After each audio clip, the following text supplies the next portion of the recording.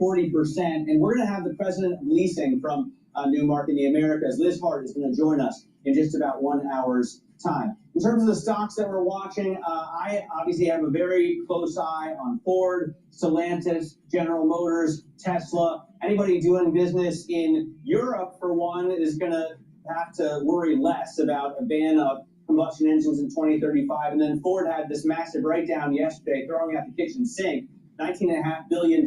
But it is now boosting, as Steve Mann just told us from Bloomberg Intelligence, its EBIT forecast for 2025 from $6 to $6.5 billion to $7 billion. So it looks like investors are happy about this. Stock has doubled, by the way, Ford, over the last 5 years. So Jim Farley doing well in that leadership position. Joining me now is State Street Chief Investment Strategist Michael Aroney. And Michael, I want to ask first about the big jobs number that we had at the top of the program, or about a half hour before we came on live. Initially, we saw futures rising. Now we're seeing a drop in the cash trade here on the back of those numbers. How do you interpret the non-farm payrolls number, and what do you expect the Fed to do in reaction? Matt, it looks like the market is having a tough time interpreting the jobs data this morning. I think that it continues to paint a picture of a labor market that continues to soften as we head into 2026. From my perspective, I'm a little surprised that the bond market hasn't reacted with yields falling more. And I'm a little surprised that the odds of a Fed rate cut haven't changed all that much in January. So to me, I take away that this suggests that the labor market continues to soften. Chairman Powell highlighted that this may happen, and here we are, and I think it continues to suggest some weakness in the labor market. So you do expect then the Fed to cut rates. You don't think the market is pricing this, right? How much further do we need to go? We've already cut, I think, 175 basis points since September of last year.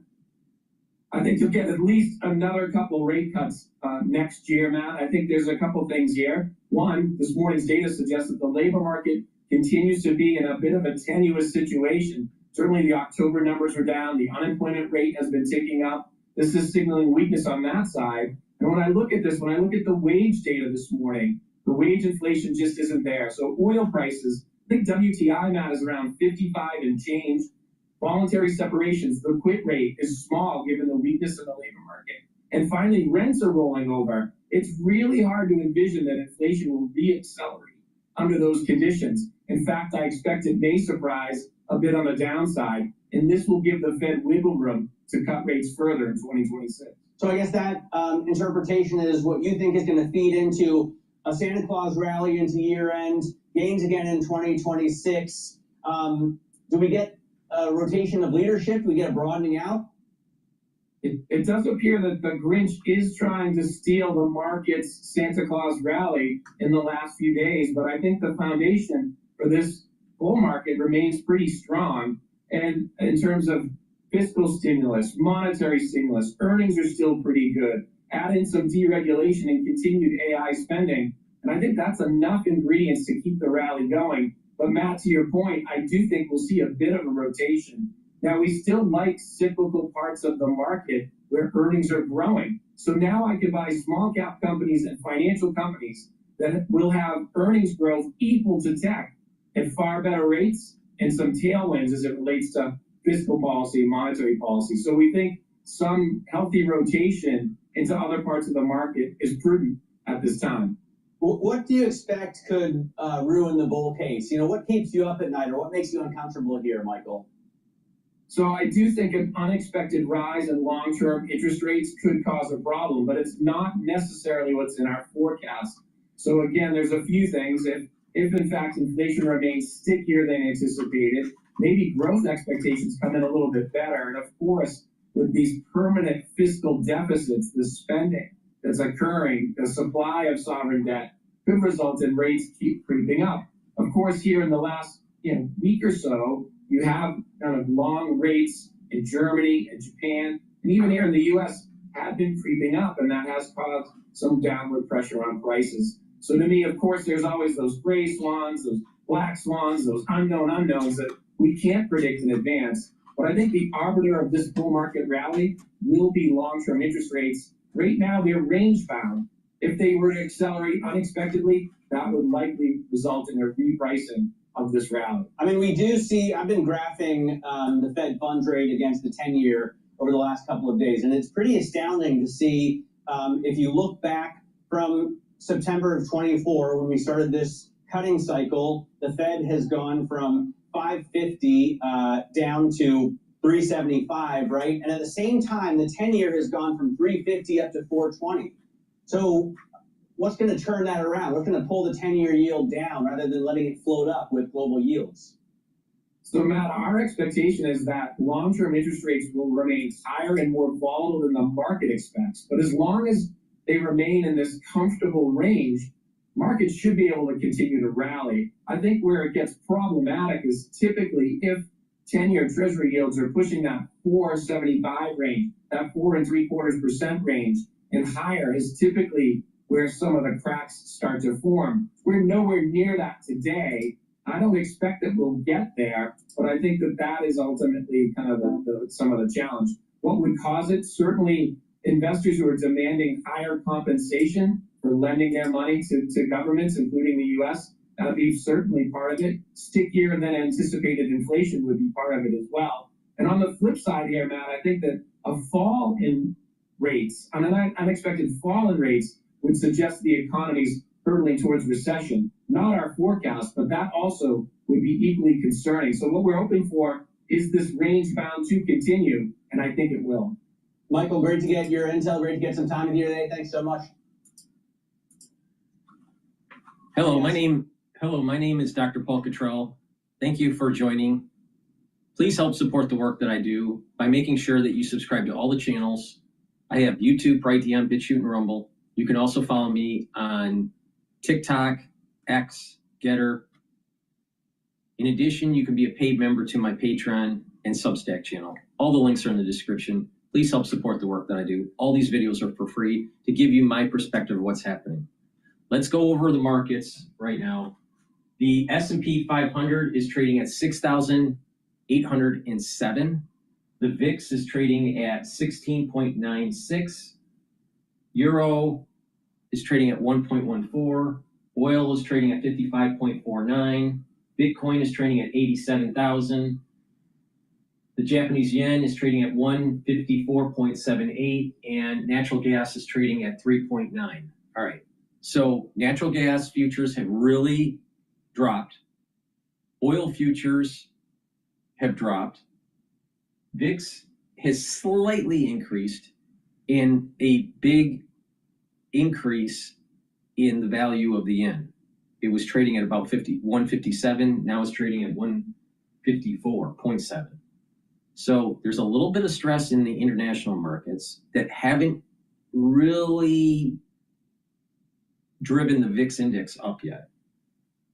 I still have a target of 6,850 for the S&P 500.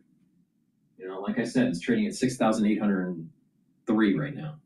So I still hold that target for the S&P 500. So 6,850.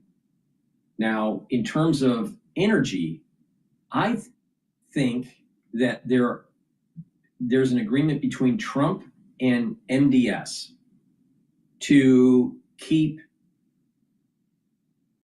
the quantity of oil high in inventories, and therefore the price is going down. Now, that's for two reasons. One, to choke the cash flow for Russia, right? The lower the price, the less Putin can have money to wage the war in Ukraine. That's one reason. Reason number two, I think that there's going to be a $4 pop on oil when the United States does their major operation on Venezuela. I'm surprised that the Venezuelan operation hasn't taken place yet. So if it's trading at 55, 56, pops back up to 60. Now, I mentioned this in a few videos ago where oil was trading at about 59. And I was thinking it could pop to 64. So at this moment in time, if the war started right now, I would suspect that futures for oil would pop $4 and would be at about the 60 range. Now, energy futures can't, for the United States, they can't stay at the 55 range, because that will have energy producers slowing their production down and draining down their inventories that have been built up. So it could, it could be trading at 55, even below 55 for maybe a few weeks, but that's about it. And then it's going to have to come back up to 60. So this is a good time, if you have cash on hand, to actually start getting into the oil market and long it. Now that's oil. Now for natural gas, it was trading in the high 4 range, like 4.9. There was even a 5 handle shortly, and then it came down. This dropped a lot, and we're in December. Usually January and February are higher prices for energy, for natural gas futures, usually. We're probably going to have a cold winter. On top of that, major feedstocks for energy to run these AI servers, our electric grid in the United States is primarily coal burning and natural gas. So we should see a blip up in natural gas here. So we'll see what happens, especially when producers in the United States start slowing down their production of energy because oil futures are too low. They slow down their production, and we should see natural gas start to go up. So right now it's at 3.9. I think fair value is around 4.3, 4.4. So that's where we're at right now. All right, thank you for watching. We're live streaming on YouTube. You can watch the telemetry screen on YouTube. You can also watch the larger screen on Rumble. You can watch on my website, the-studio-reykjavik.com, both versions under broadcast live. Please go to my store and help support the work that I do. All these videos are for free. You can donate on my website. You can donate through Stripe, PayPal, or buy me a coffee. You can be a paid member, like I said, through Patreon or Substack, and get the great products that I offer. If you've been paying attention to me, I tell you what you need to do to boost up your immune system, because this cold season is going to be problematic for a multitude of reasons. Stuff's floating around and people aren't feeling well. So I'm telling you how to mitigate that. Please go to my store and get the structural nano silver soaps. These are very high quality soaps that will help with the health of your skin and neutralize. You can get it in lemongrass, charcoal tea tree. You can also get it in lavender and peppermint. Very high quality. Get a few bars for your household. You can use them as gifts. They're awesome as stocking stuffers. So please help support the work and boost up your health. Another great way to boost up that health is to take the Max 35. It's 35 parts per million, or Cleanse, which is 30 parts per million. You take it every day to boost up your immune system.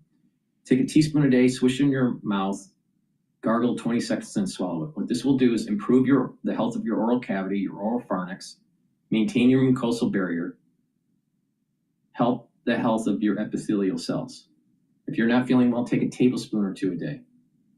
Or if someone around you is not feeling well because of the cold season, it helps to neutralize and boost up that immune system. I've been using this protocol for over 5 years.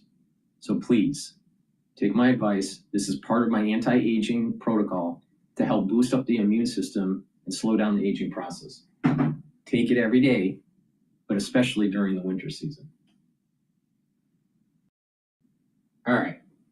Now, I want to play a video by CNN talking about Brown University's new video release.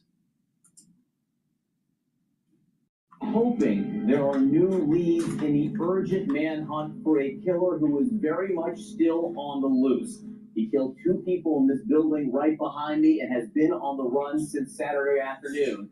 Police now have released new images of this person, the individual they believe to be connected to this shooting. You can see them right here. Here are 3 pieces of new video. They're asking for the public's help here in this new video, which is clearer than the images we had seen. Officials are pointing to the fact that this individual they believe is about 5 feet 8 inches tall. They identify him, the FBI is calling him stocky. You can see the jacket there, two-tone jacket, maybe a little bit of green, and clearly the man is masked. There also appears to be an identifiable gait in the way that he walks. Officials say he should be considered armed and dangerous. They don't know whether he is still in the area. It's been nearly 72 hours now since the shooting. The FBI is offering a $50,000 reward in the case, and they are asking for both help and patience. It's painstaking work. North wins, an upset for the ages. So I would ask the board, what if our next app wasn't slow? It's painstaking work. We are asking the public to be patient as we continue to run down every lead so we can get victims, survivors, and their families, and all of you the answer you deserve. All right, this comes after police cleared and released another man who had been described as a person of interest in the case. That was a move that led to concern and confusion on campus and all around the city. With me now is CNN's Lee Waldman, who arrived on scene here Saturday night after the shooting. Has been all over the campus and city since. Bring us up to speed on these new developments in the investigation. Well, John, the images, the videos, and pictures that were released at the news conference yesterday, these are significant because you have to remember the 2 videos released prior to that, they were blurry. We didn't see any kind of image of this person's face, but you can see it on the videos on your screen right now.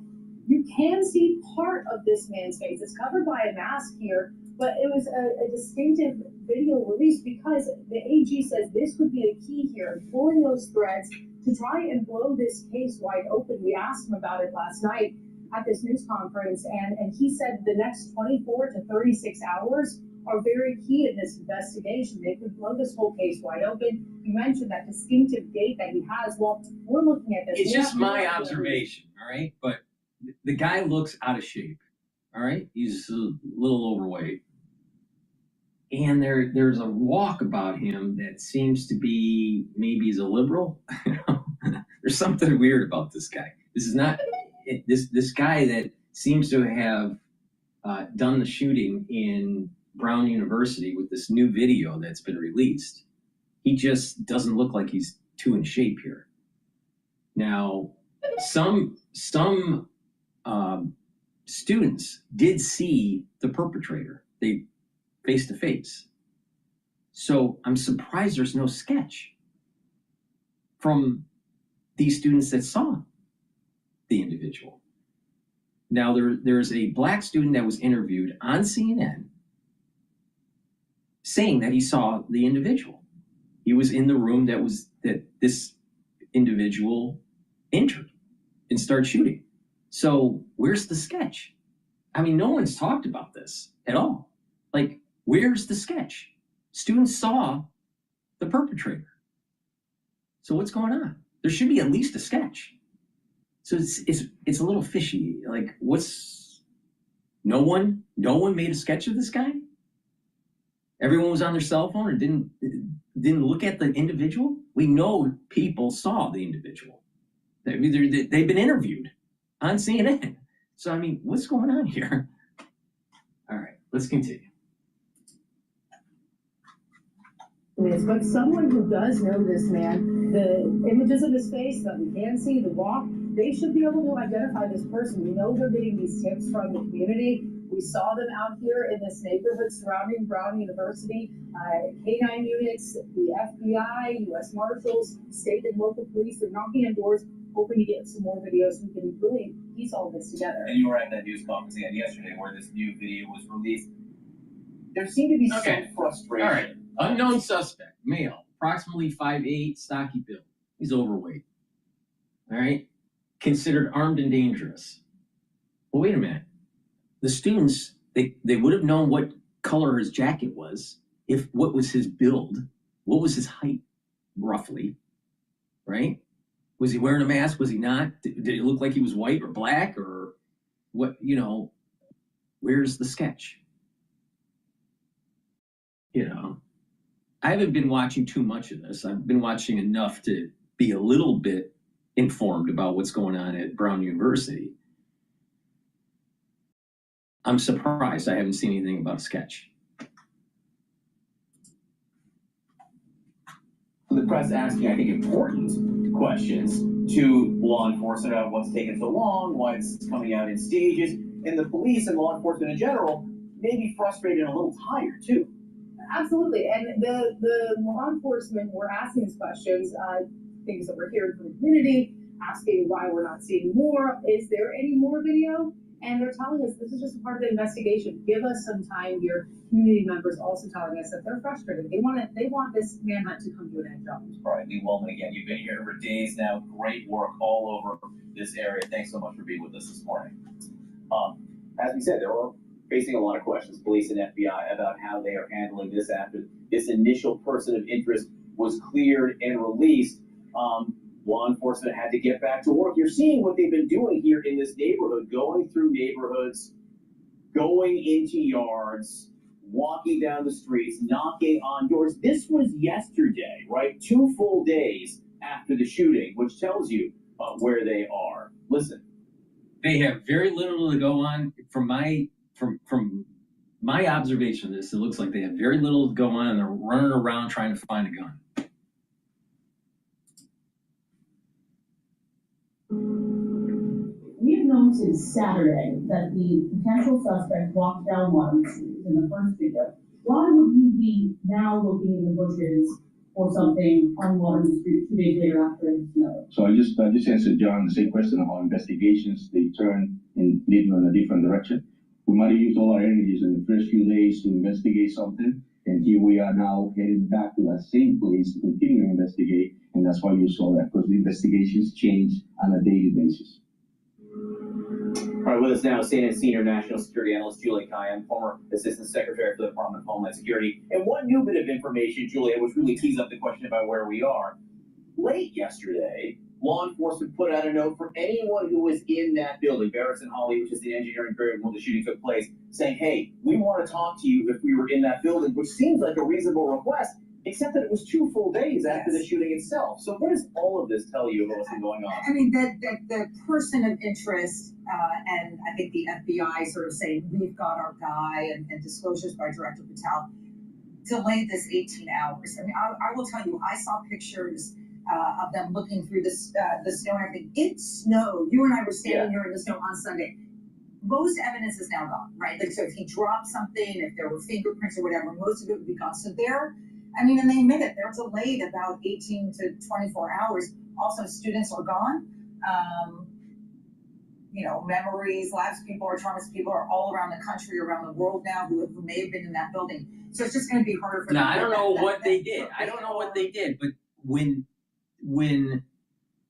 law enforcement went into the rooms and cleared the building, they should have corralled all the students that were in the engineering building, all of them, and said, did you see the perpetrator? If you did, then explain what you saw.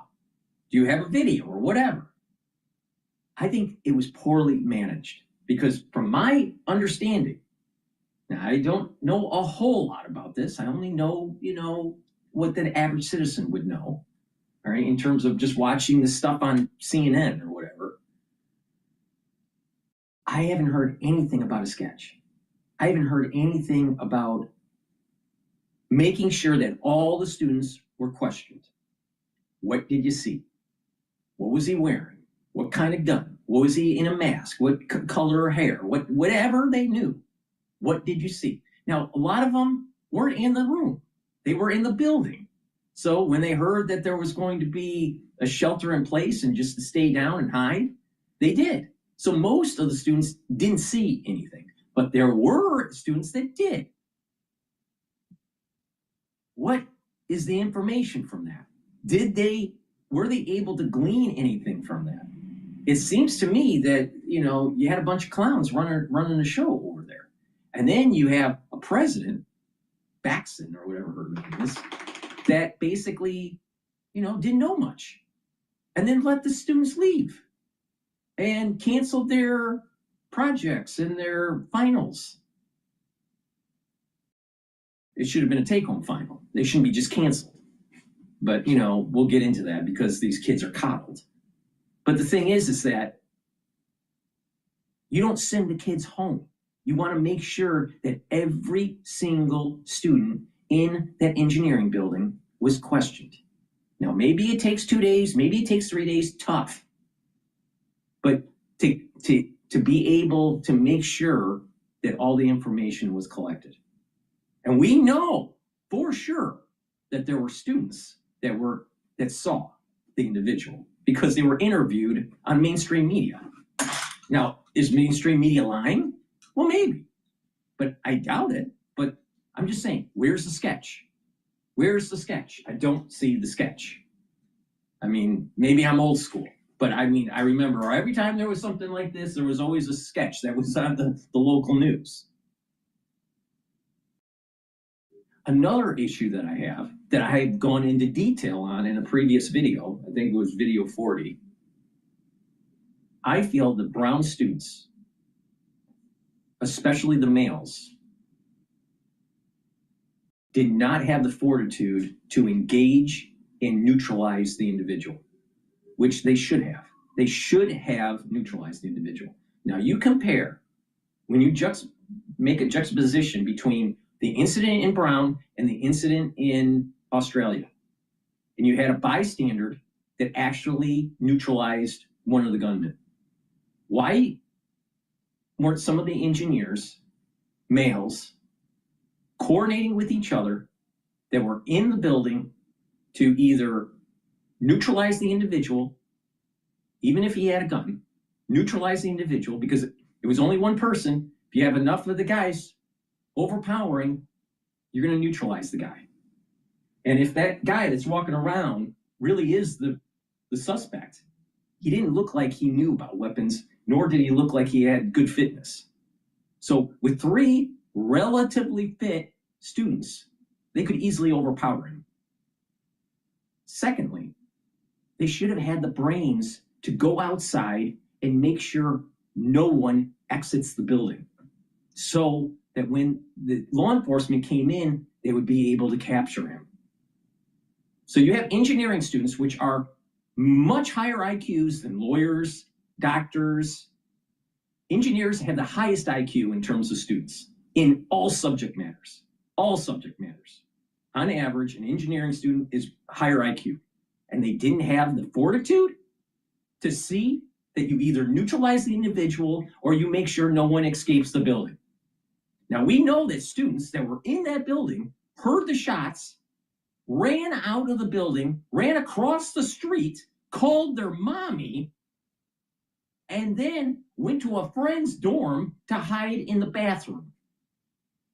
Instead of coordinating on WhatsApp or calling a friend or whatever, or texting and saying, where are you? Let's coordinate. Let's knock this guy out.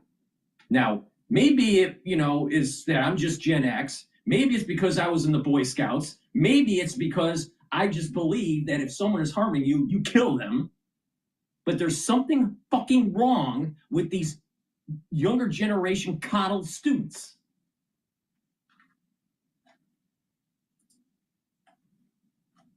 To doing a restart, but this is unfortunate, and the public does not want to see law enforcement agencies sort of throwing each other under the bus. So that said, what we did get was the new video released yesterday. Yeah. 3 separate pieces of video at this news conference, along with some photos and a $50,000 reward. Right.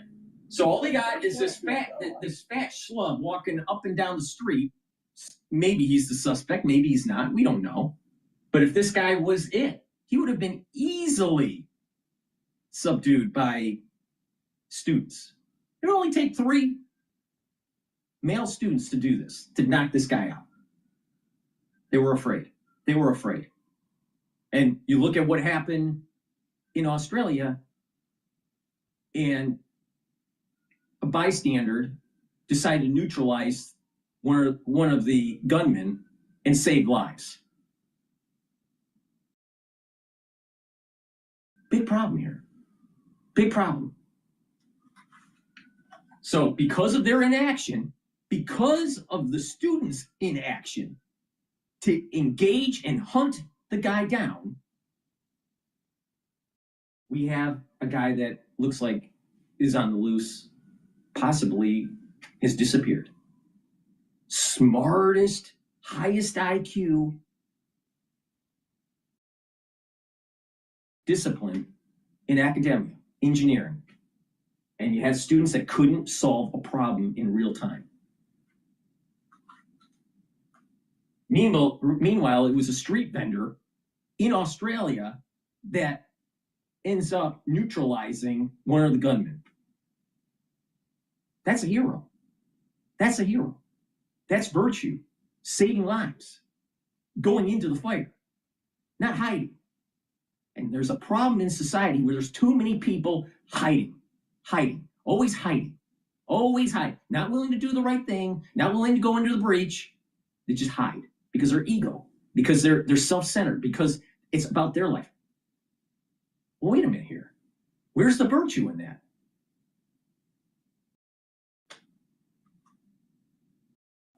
I'll tell you, never, ever, ever, ever, ever hire someone from Brown University.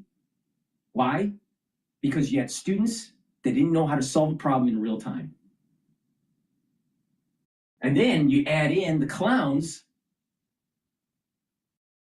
that are investigating this, and it looks like they fumbled the ball. Now, maybe what it is that there's so many people on their phone and they just turned into a retard.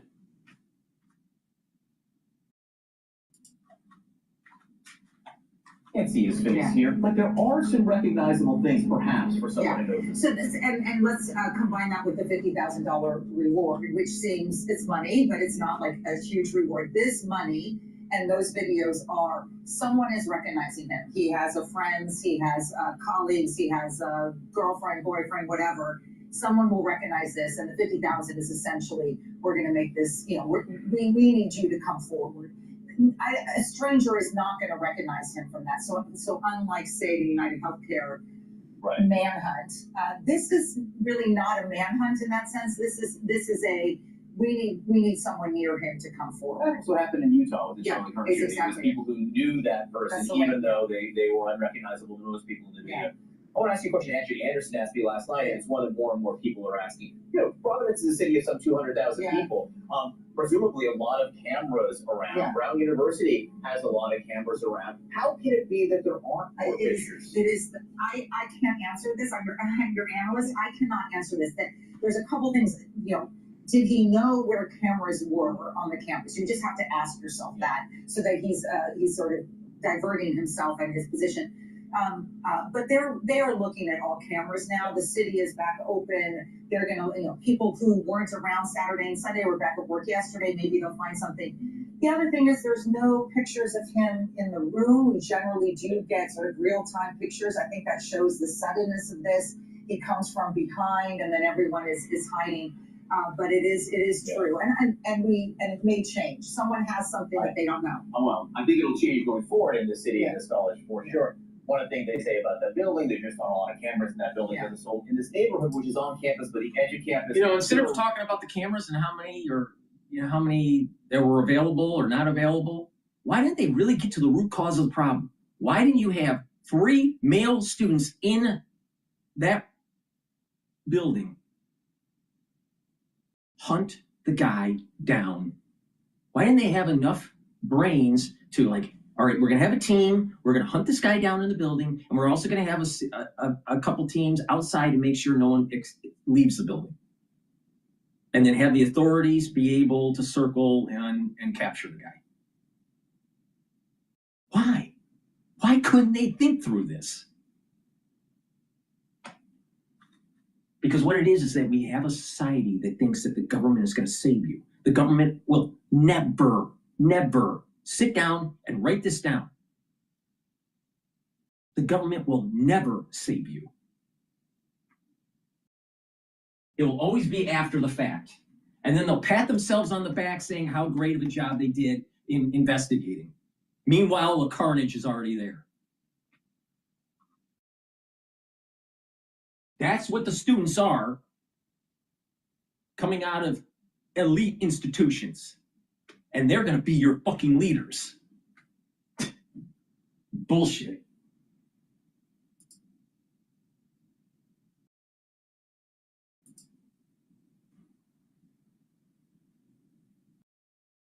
All righty. Let's listen to Pompeo talking about Australia.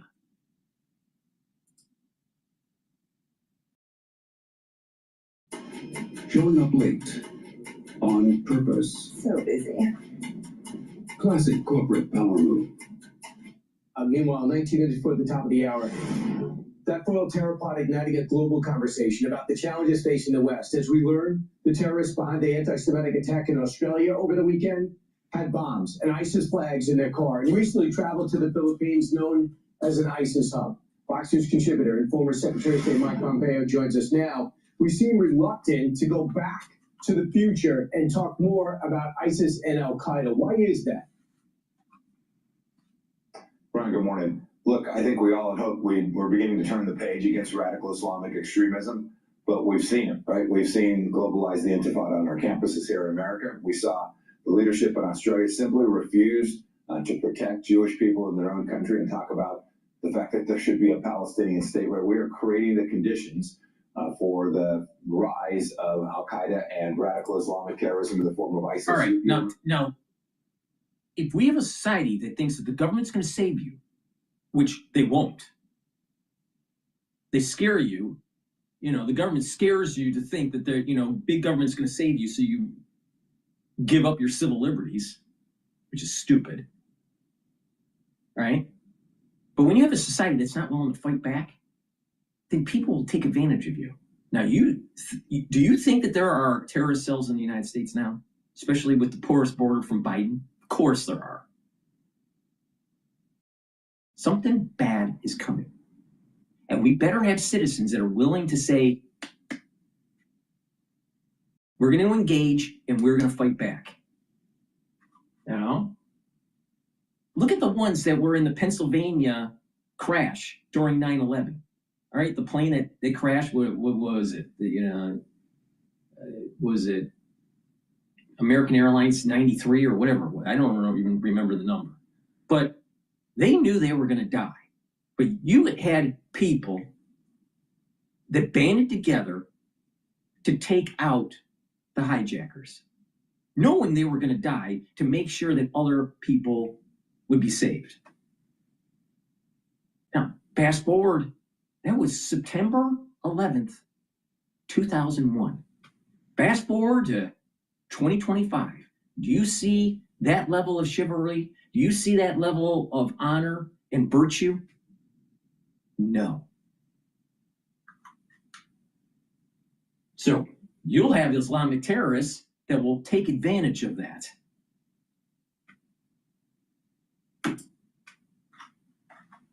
Brian, when I was CIA director and then Secretary of State, President Trump took down ISIS in Syria.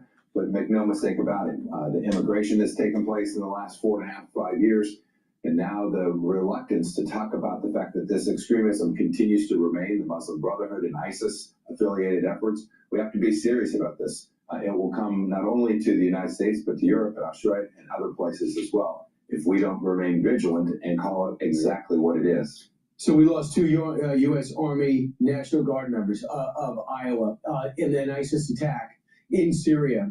Moaz Mustafa with the Syrian Emergency Task Force says right now, the good news is we've teamed with the current Syrian government, and together they're already taking action for the retaliation. Listen.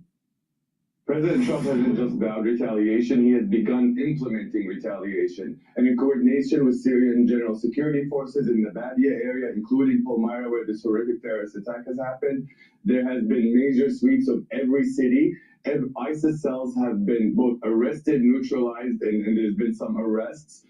We're going, and the U.S. military and Syrian forces are going after every ISIS network across, including people who had previous relationships with anything ISIS related are being pulled in, and there's been, and so that's ongoing. The enduring defeat of ISIS will happen under President's watch. I'm confident of that. Are you comfortable that we have a partner with the current Syrian government?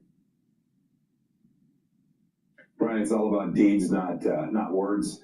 We know the former Syrian leader, or the Syrian leader, was a former senior leader in Al Qaeda. We need to make sure that he is serious about stamping out extremism. He needs to be that good partner. It's not about what he says. It's not about a press conference. It's about, does he deliver the actions, the on-the-ground actions that do exactly what you described? You know, Brian, we all, there's a tendency to want to turn the page. I think you captured that perfectly. But never forget, Hamas is not going to lay down its weapons voluntarily. Hezbollah is not going to go away. The regime in Iran is hosting Al Qaeda. They are going to continue their resistance movement, their Islamic extremism resistance movement. And whether it's the leadership in Syria or the leadership in Australia, every single leader has to do the hard work.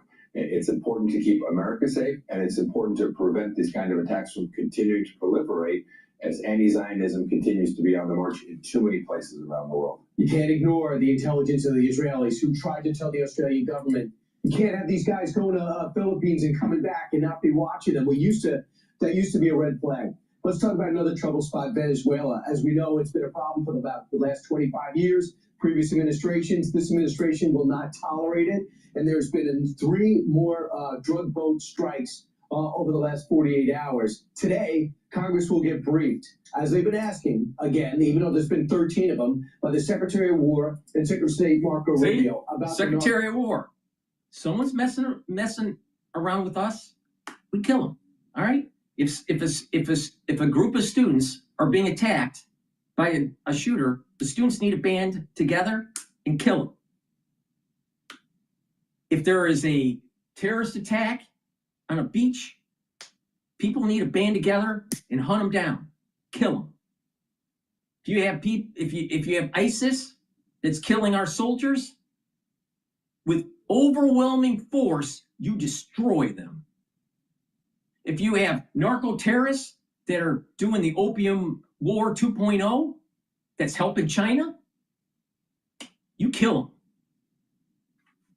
But we have a society that's coddled. We have a society that's not willing to fight. We have a society that's low T. We have a society that's been eating all those chemicals, and then all of a sudden they get so fat and they can't move around. They have all these syndromes. You have a society that's so focused on their phone that they turn retarded. It's amazing. I mean, it's amazing. These students at Brown that were in the engineering building, especially that were in the room that got shot, guess what? Their parents coddled them. And a strong parent would say, hey, kid, what did you do to try to save people? Oh, you didn't? You didn't do that? You ran and hid? Those parents should say, okay, you're going to finish your fucking degree and you're going to enlist in the military and find out what it means to be a standing citizen and actually being willing to do something over and above yourself. These kids don't have discipline. They don't have the discipline. They are self-centered. They don't have the discipline. It's like, what's the larger virtue?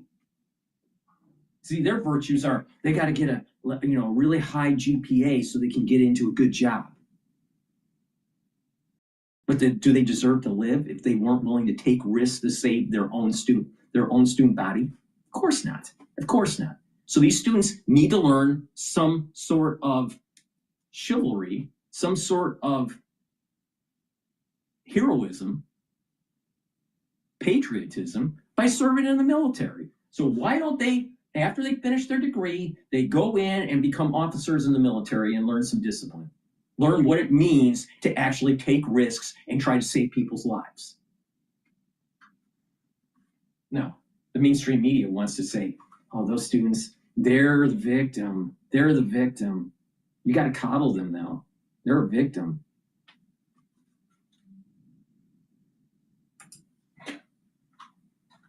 boat attacks, as well as the objective with Venezuela. What do you expect that conversation to be like with lawmakers behind closed doors? Yeah, Brent, I've been to so many of these all member briefings, both as a member of Congress and then when I gave them as a CI director, Secretary of State. Look, the Democrats will probably play politics and then leak what was said. But what I hope Secretary Rubio and Secretary Hexas will do is lay out the strategic vision that President Trump has.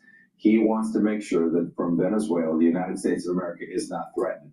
And the effort to take and you have a bunch of liberals that are saying knocking out narco-terrorists is against the law.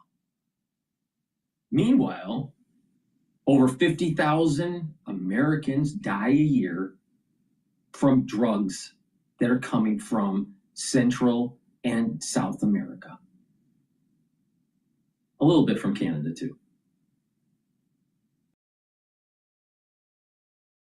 There are more people that are dying per year from drugs coming from South America and Central America than died in Vietnam in the whole era of the Vietnam War.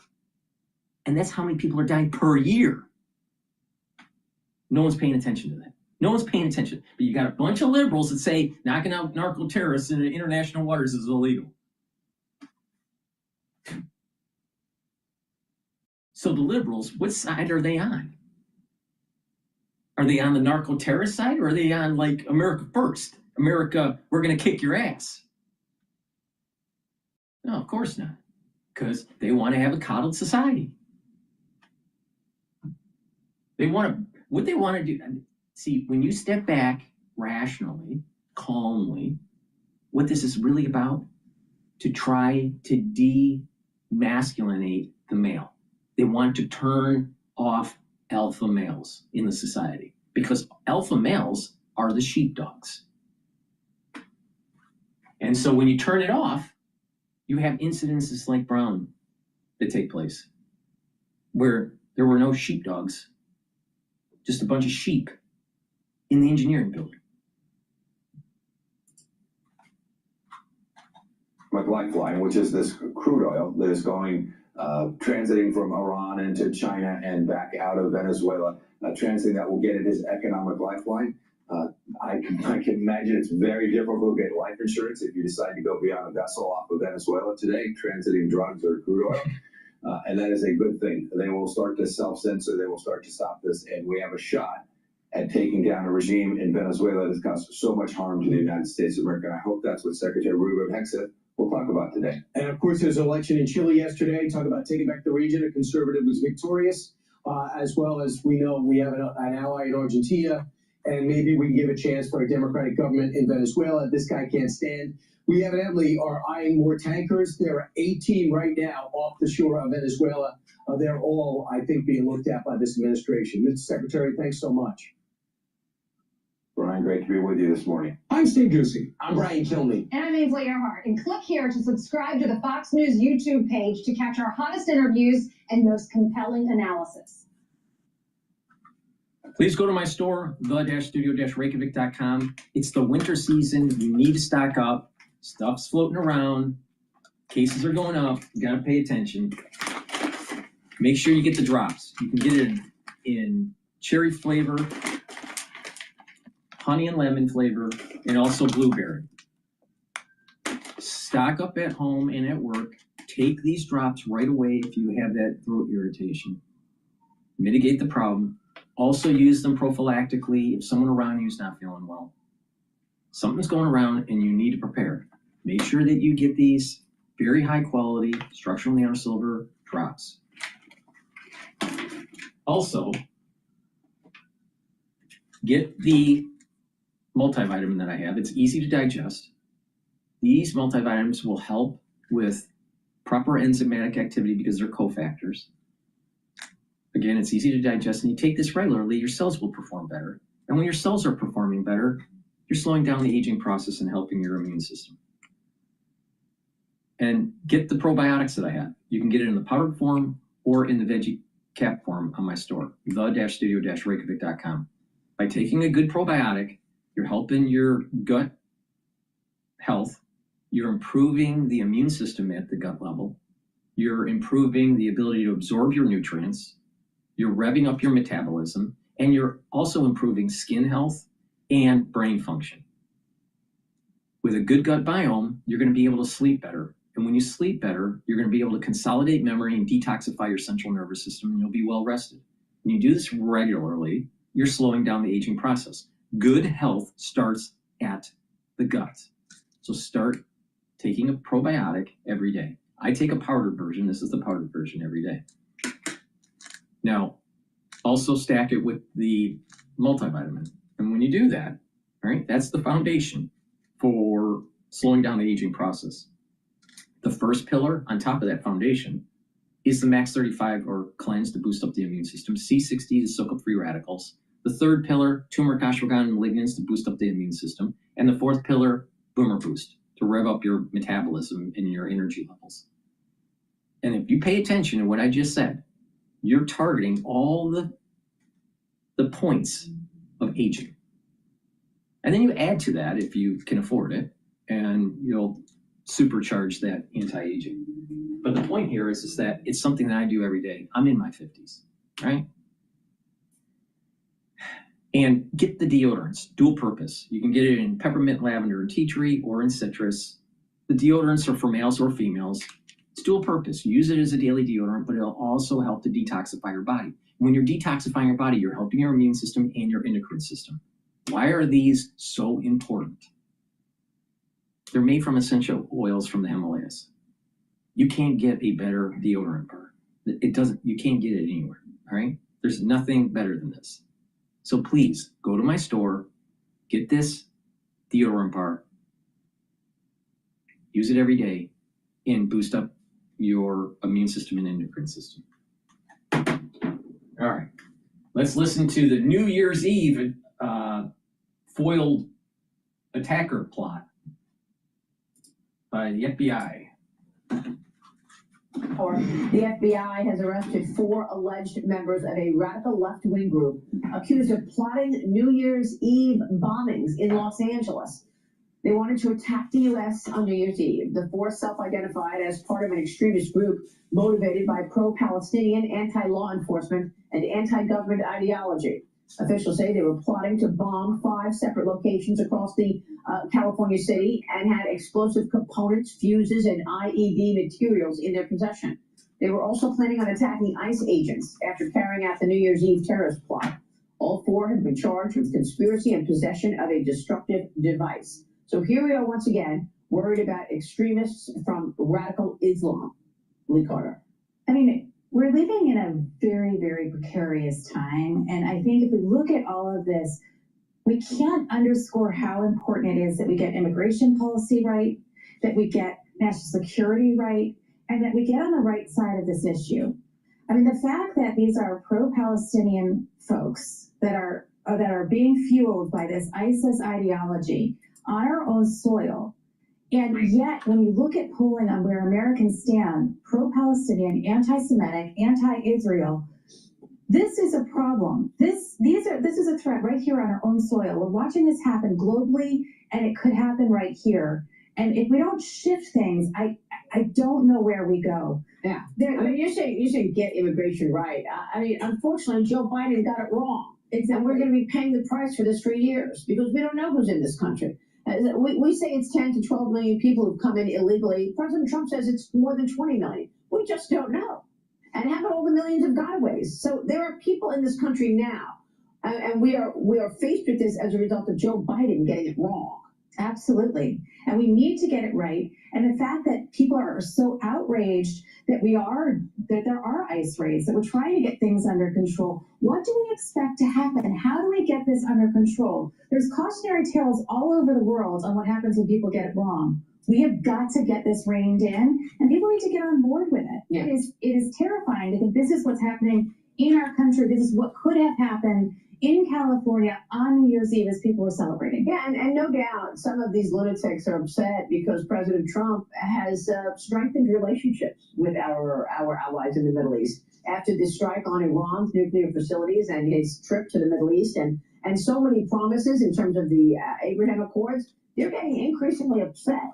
and wanting to damage and destroy the United States' leadership. Well, if you look at one of the predicates to October 7th, it was the fact that the United States was brokering with Israel normalizing relationships with Saudi Arabia. Right. And what the radical fundamentalist Islamic lunatics want to do is roll, no bad pun intended, a grenade into the middle of that and not let that happen.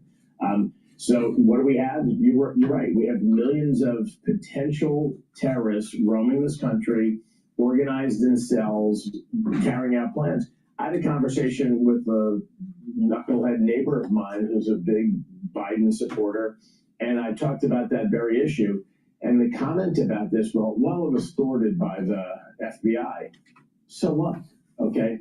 That was a mini 9/11 that would have happened in 5 locations on New Year's Eve in Los Angeles. Like, that should be the point, a cautionary tale. That should be the warning sign. Does it have to happen for Americans to wake up? It shouldn't. That should be enough of a warning sign. The Office of Director of National Intelligence, ODNI, Tulsi Gabbard, revealed that Joe Biden's mass migration agenda at the U.S.-Mexico border welcomed about 18,000 known or suspected terrorists to the United States in just 4 years. 18,000.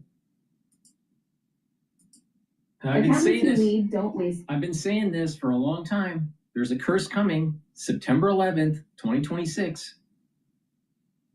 And it's going to last on the whole world. This curse is going to promulgate from September 11th, 2025.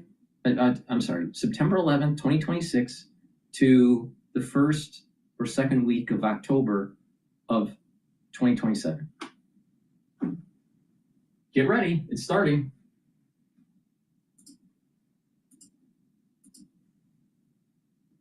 Also believed connected to the TILF group, was also taken into custody for allegedly planning separate attacks in New Orleans.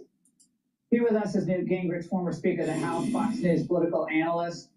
Newt, this was such a horrific weekend in so many ways, at a season that is supposed to be one of our most joyful seasons, whether you're Christian or Jew, season of light, season of miracles. Your reaction to first what we are seeing with these thwarted attacks in the United States and these pro-Palestinian or even pro-Hamas groups that are obviously plotting behind closed doors to do harm to the United States? Look, I think there are 3 sad realities that we're going to have to come to grips with. The first you just mentioned. We have active enemies who want to kill us. And we had better understand that this is a war and that we're going to be in this war for a very long time. It's not easy to defeat terrorist groups. They have deep roots. They have fanatic belief.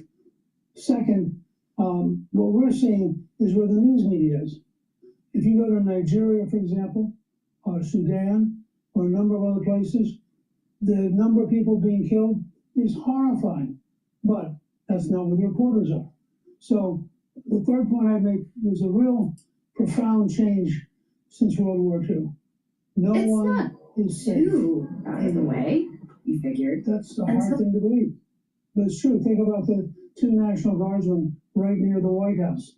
Think about the young couple just outside the Jewish Museum in downtown Washington. Wherever you turn, we now live in a world that's dangerous, and we're going to have to change accordingly. We're going to have to be much tougher, much more aggressive, and more willing to defeat those who would kill us. I think this is a horrendous weekend, but it's a tip of what has become a horrendous planet. Now, we remember what happened, Newt, on New Year's Day at the beginning of this year. Like, we forgot what happened in New Orleans when we had that horrific attack, again, inspired by a radicalized ideology. And again, life happens so fast that people forget about it and say, oh, it's just, move on.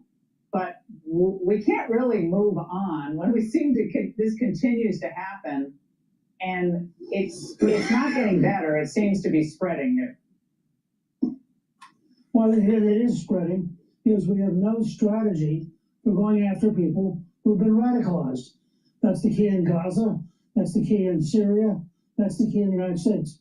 We have to have a totally new approach, and that requires rethinking parts of the First Amendment and asking yourself, if somebody is preaching death, do they really have a right to do that?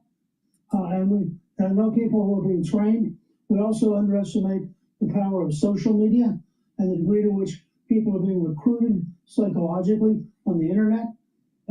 These are going to be tough conversations, but every week we're going to be reminded somewhere on the planet if somebody is killed. And this is not going away. This requires defeating them, not ignoring them. Are you proposing a crackdown on civil liberties, like free expression and the First Amendment, to try to fight this now? I'm not proposing that. I'm proposing if you're inciting violence, you should be arrested and taken into custody. But it has to be inciting violence. Otherwise, you can see this is going to be turned on conservatives at any moment. Well, it depends what you're talking about. I mean, I don't think conservatives go around and incite violence. If you have somebody who is preaching, go out and kill people. I think that's not clear. It's not clear to me. Well, that's that is covered as. Well, that's what I'm saying. I think you'll find in almost every one of these cases there were people urging them to go kill people, and I think, as you know, there are increasing restrictions on people under 16 having access to an unlimited social network, which has a very high level of violence and a very high level of drug use. And all these things come back together in a way we have to be honest about. You know, we have a spiritual problem. We have a cultural problem. That's why I keep on saying it's about God, country, and family. It's about God, country, and family. You don't have those strong pillars in your life or in your society is a piece of shit. And we have a recruitment problem on the internet. That's for darn sure. I think it should be 18, not 16. No, it's been too long. Thank you very much for joining us tonight. Hey, Sean Hannity here. Hey, click here to subscribe to Fox All right, News. we're going to YouTube. go to the Hong Kong verdict here on Fox Business. Please go to my store, the-studio-reykjavik.com. Get the vitamin C and magnesium. This will help with your skin, boost up your immune system, and help with brain function. And the magnesium and zinc boosts up your immune system and helps with brain function. Brain function, especially when you turn 40, is super important. All right? To protect, to give it the nutrients it needs. In addition, to try to mitigate some of the problems that people have or will have in the post-crisis era. Right? It's the aftershock of 2020. So it's really important to pay attention and protect your neurons. Go to my store, get the vitamin C and magnesium, get the magnesium and zinc, boost up that immune system and help with your brain function. And you get an added benefit. Magnesium increases the efficacy of vitamin D3.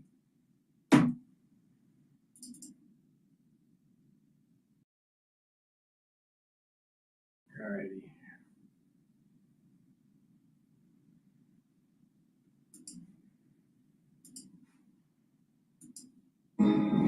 Are you feeling like the Chinese Communist Party is pumping up the national security laws that they are putting in place, where they could arrest anyone who says anything about the CCP and take them back to China? Yeah, now they can trump up any offenses as crimes, and the intimidation effect is very enormous. So on the street, that's very quiet. It's a silence of supplications. And also in the legislative council, because they DQ 4 of the pro-democratic legislators, all the pro-democratic legislators resign en masse. So we will not have a voice or any fight in the legislative council or any demonstration in the street. So, I'm afraid Hong Kong, if we have no news, the world will forget us. And that was back in December of 2020. And of course, we had breaking news overnight. A Hong Kong court convicted pro-democracy activist and former Apple Daily News founder Jimmy Lai on charges of sedition and conspiracy to collude with foreign forces. That part of my interview with Jimmy Lai before his arrest actually was used against him in court. The verdict coming more than 5 years after Jimmy Lai's arrest after the 2019 pro-democracy protests in Hong Kong. That interview that you just saw, right after that interview, he was arrested. The 78-year-old has been in solitary confinement ever since, this entire time. The court claims that Lai's only intent was to seek the downfall of the Chinese Communist Party. A sentencing date has not been set. Jimmy Lai faces life in prison. President Trump reportedly brought up Jimmy's case to Xi Jinping during their October meeting, and the president has been pushing for his release. We will talk with his daughter, Claire Lai, momentarily. Liz Peek, your reaction. Well, his daughter wrote a horrifying op-ed in talking about how his health is deteriorating. Maria, imagine being in solitary confinement for all these years and basically not receiving health care. Apparently his health is deteriorating rapidly. He's lost an enormous amount of weight. And for what? Because he dared, for example, to light a candle to remember the victims of Tiananmen Square. That's the kind of offense that he's in jail for. Just disgusting. And the group. You still support the Chinese? You still support the CCP? You still support President Xi and his goal to take over Taiwan? You still support making sure that the Chinese controls the first island chains? This is the reason why the United States needs to prepare for war and destroy the CCP. But America first, yeah, America first. We're gonna stay and just focus on the Western Hemisphere. We only care about our country. We're not gonna pay attention to what's going on at the 9-dash line. Not realizing that your whole life is predicated on freedom of navigation in the seas around China.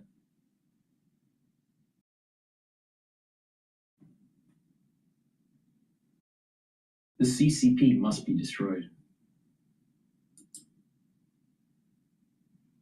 Jimmy Lai's team writes, it is a dark day for anyone who believes in truth, freedom, and justice. Jimmy Lai's family's reaction to his conviction, urging the British government to bring him home to the UK before it is too late. Joining me now is Jimmy Lai's daughter, Claire Lai, joining us right now. And Claire, I'm sorry for you and for your entire family hearing this verdict. How are you doing this morning?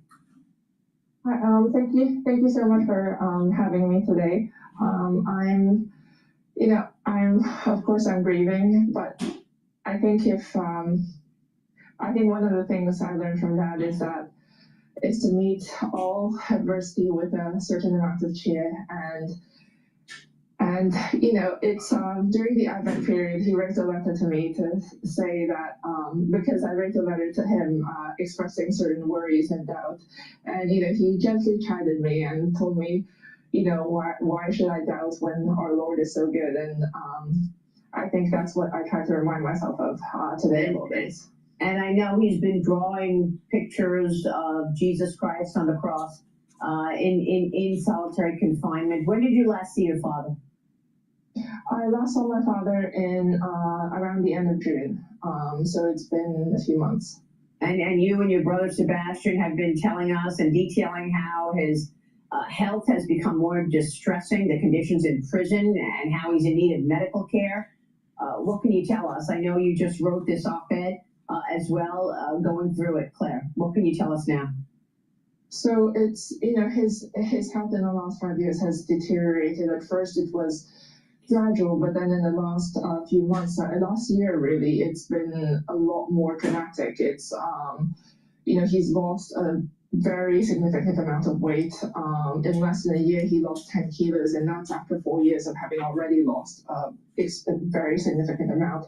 His blood pressure has gone up massively. He has heart issues. His nails are turning colors and falling off. His teeth are rotting. He has back and waist pains, and he has infections that last a month, and and he has heat rashes, and he's just a lot weaker than he was, as a robust and strong man going in. Unbelievable. And you wrote all of this in a very moving piece for the Washington Post titled, "My Dad is Shrinking to Nothing. If China fails to act, he'll be a martyr." You write in part, quote, "He is innocent of any crime, but even though the Chinese government disagrees, I believe that setting him free would be to the government's advantage. If released, he would leave Hong Kong and pose no threat to the regime. His crusading days are over, and he wishes only to live out his remaining time in peace with family. Joining us around the dinner table once again, Claire, I'm so sorry for this and for everything your family is going through. The audience mourns with you.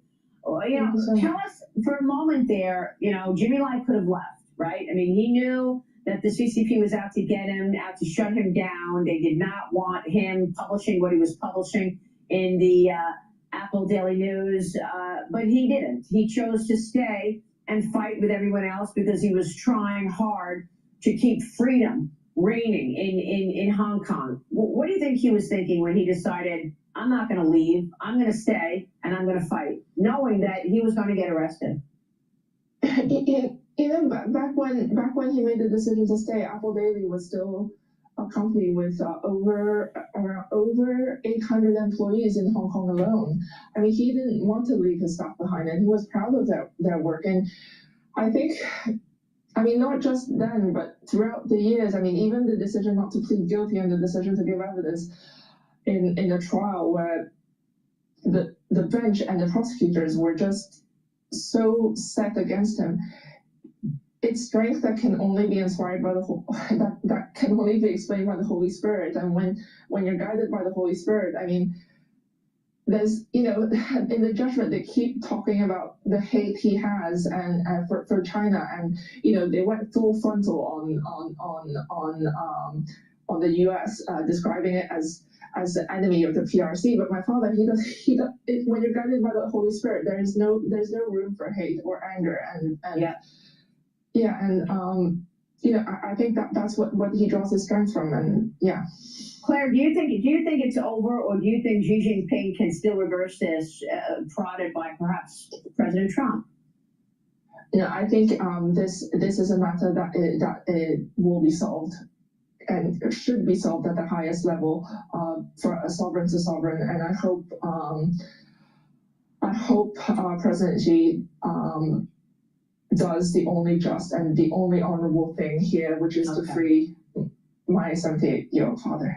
Okay. Well, we will keep Jimmy Lai in our prayers. Claire, thank you very much. Thank you so much for having me. Claire Lai joining us. Stay with us.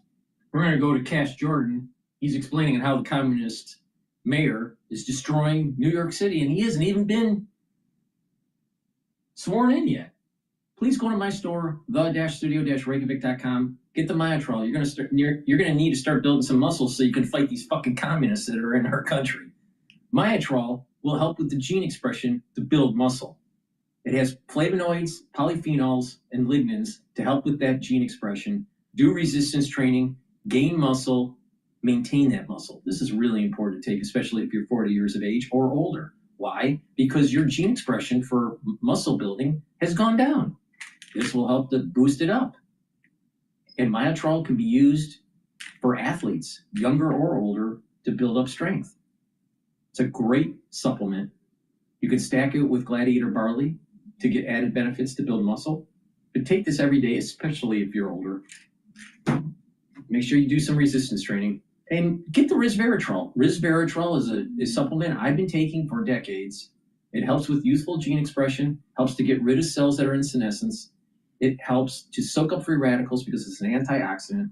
And by soaking up free radicals and reducing stress on the cell, your mitochondria will perform better. You'll have more ATP.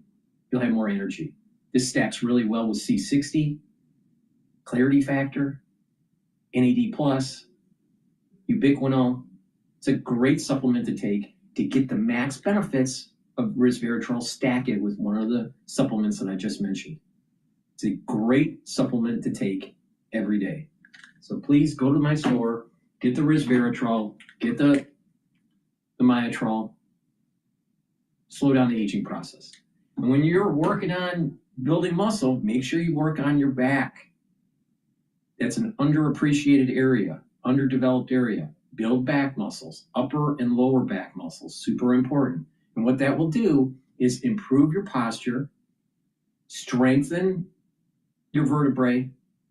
You'll have denser vertebrae over time. They'll also help with lymphatic flow and help with venous return flow. So you're helping your cardiovascular health by having better posture and your immune system because you're having better lymphatic flow. You start listening to people that get older, they start hunching over, their bone density starts to go down. This is the reason why you need to do resistance training and take supplementation that will help with building up musculature and bone density.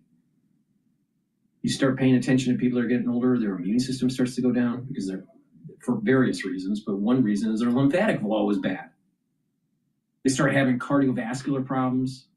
Well, you start paying attention to these ones that are aging, their heart doesn't pump as well because of high blood pressure, or the venous system isn't returning well because of a weakened left, or a weakened right ventricle. All right. So if you do some cardio, you do some resistance training, right? You improve your lymphatic flow, you improve your cardiovascular flow, you strengthen that heart on the left side of the heart and the right side of the heart. When you do these things on a regular basis, you're not going to have the same problems in your geriatric years. You pay attention, if you have a proper diet, exercise, supplementation, all that stuff that I keep on talking about, you won't need pharmacopoeia.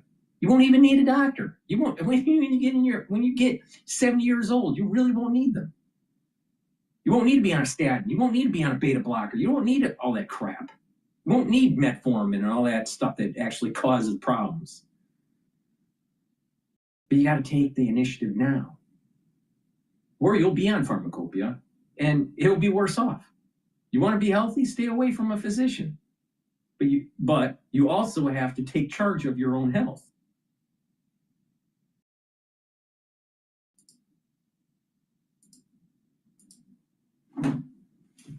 Have a new mayor-elect Bondi, campaigned on progressive policies, and we're beginning to get a glimpse at what that may look like. That's right, we sure are, and with the new mayor promising to end all homeless encampment sweeps, some residents here are sounding the alarm, wondering if the sad state of affairs in cities like Portland, Oregon will become the new normal here. As New York's already proven, it's incapable of helping people in need off the streets, and now may be set to doom them to a permanent life in the subway or outdoors. Will the shift lead to scenes that have plagued parts of California, like in San Francisco and parts of LA? Good question. Bondi clearly believes that won't happen, but his approach will have to be successful. The city's going to have to make major investments in housing, and he believes that affordability is at the root of homelessness.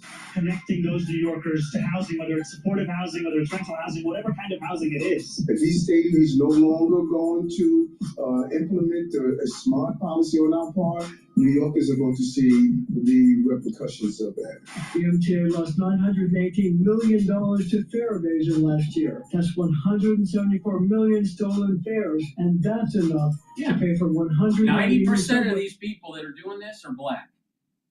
How do I know? Because I see it every day. In addition, it goes back to God, country, and family. If you have some affinity to God, some sort of ethics from a higher power, would you steal? No. If you have an affinity for your country, would you conduct yourself in public and in private where there's more virtue? Yes.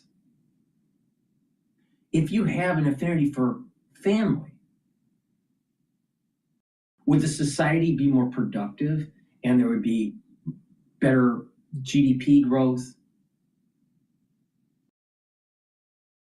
happier life? Yeah.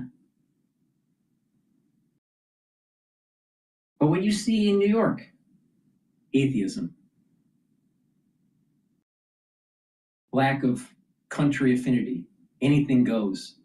No patriotism for the flag. Very few people in New York ever served their country or even had family members that served their country. Bunch of liberals. And most people in New York They don't have family.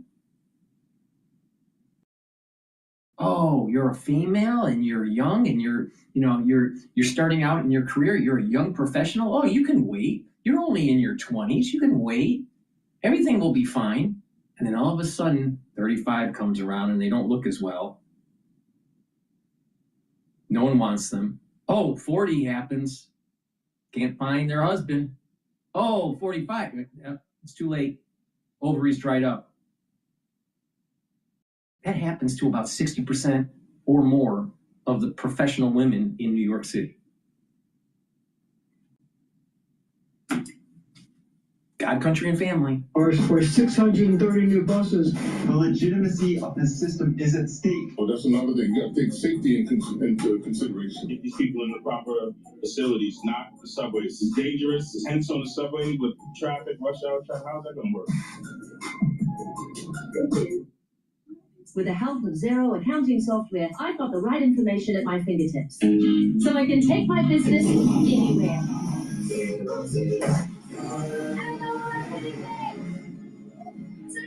with an X.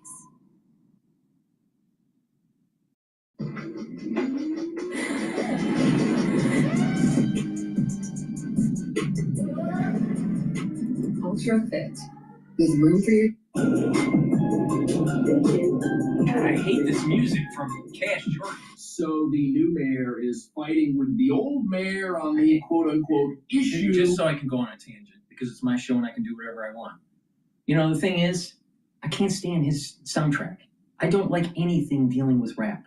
Rap sucks. Rap actually is part of the reason why inner cities are declining in health and in wealth and in social cohesion. Rap music has destroyed urban cohesion.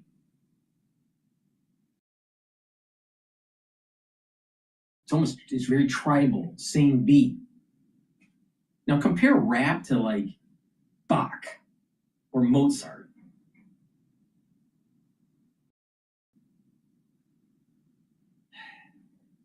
God, I just can't take it anymore. You know, it's just like everyone wants to turn every city into a jungle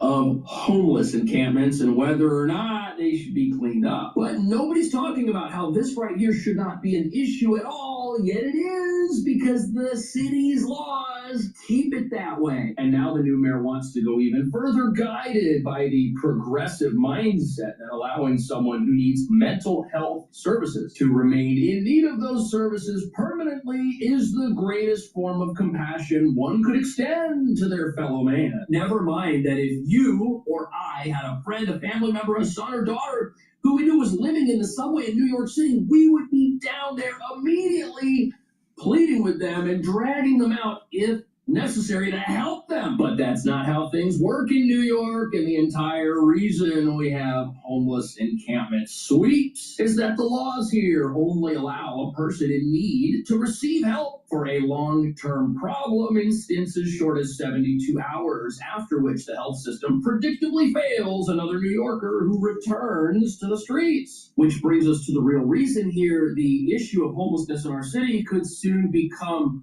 an even greater issue if the only time people get off the streets and actually get help is during an encampment cleanup process where there is a limited period of help offered to somebody for just a few hours, and that ends.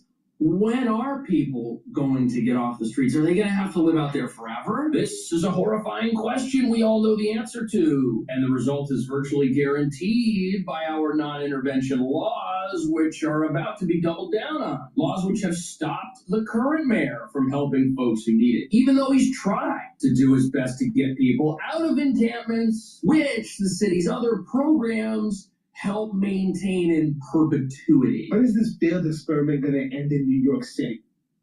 Like always, they try to give away free Wi-Fi throughout the city of New York, but in every area where there's a free Wi-Fi kiosk, it's surrounded by homeless. None of these kiosks are ever used by tax-paying American citizens. Right. Ever. They are surrounded. Look, I got nothing against free Wi-Fi, But this commentator's right. This is just another thing that can convince somebody that they've got everything they need to live outdoors. And it's sad to see folks that think the street is where they belong. But devices like this that help stop someone from having a reason. So they can be plugged in and watch their TikTok outside while they're homeless. So they can be pacified.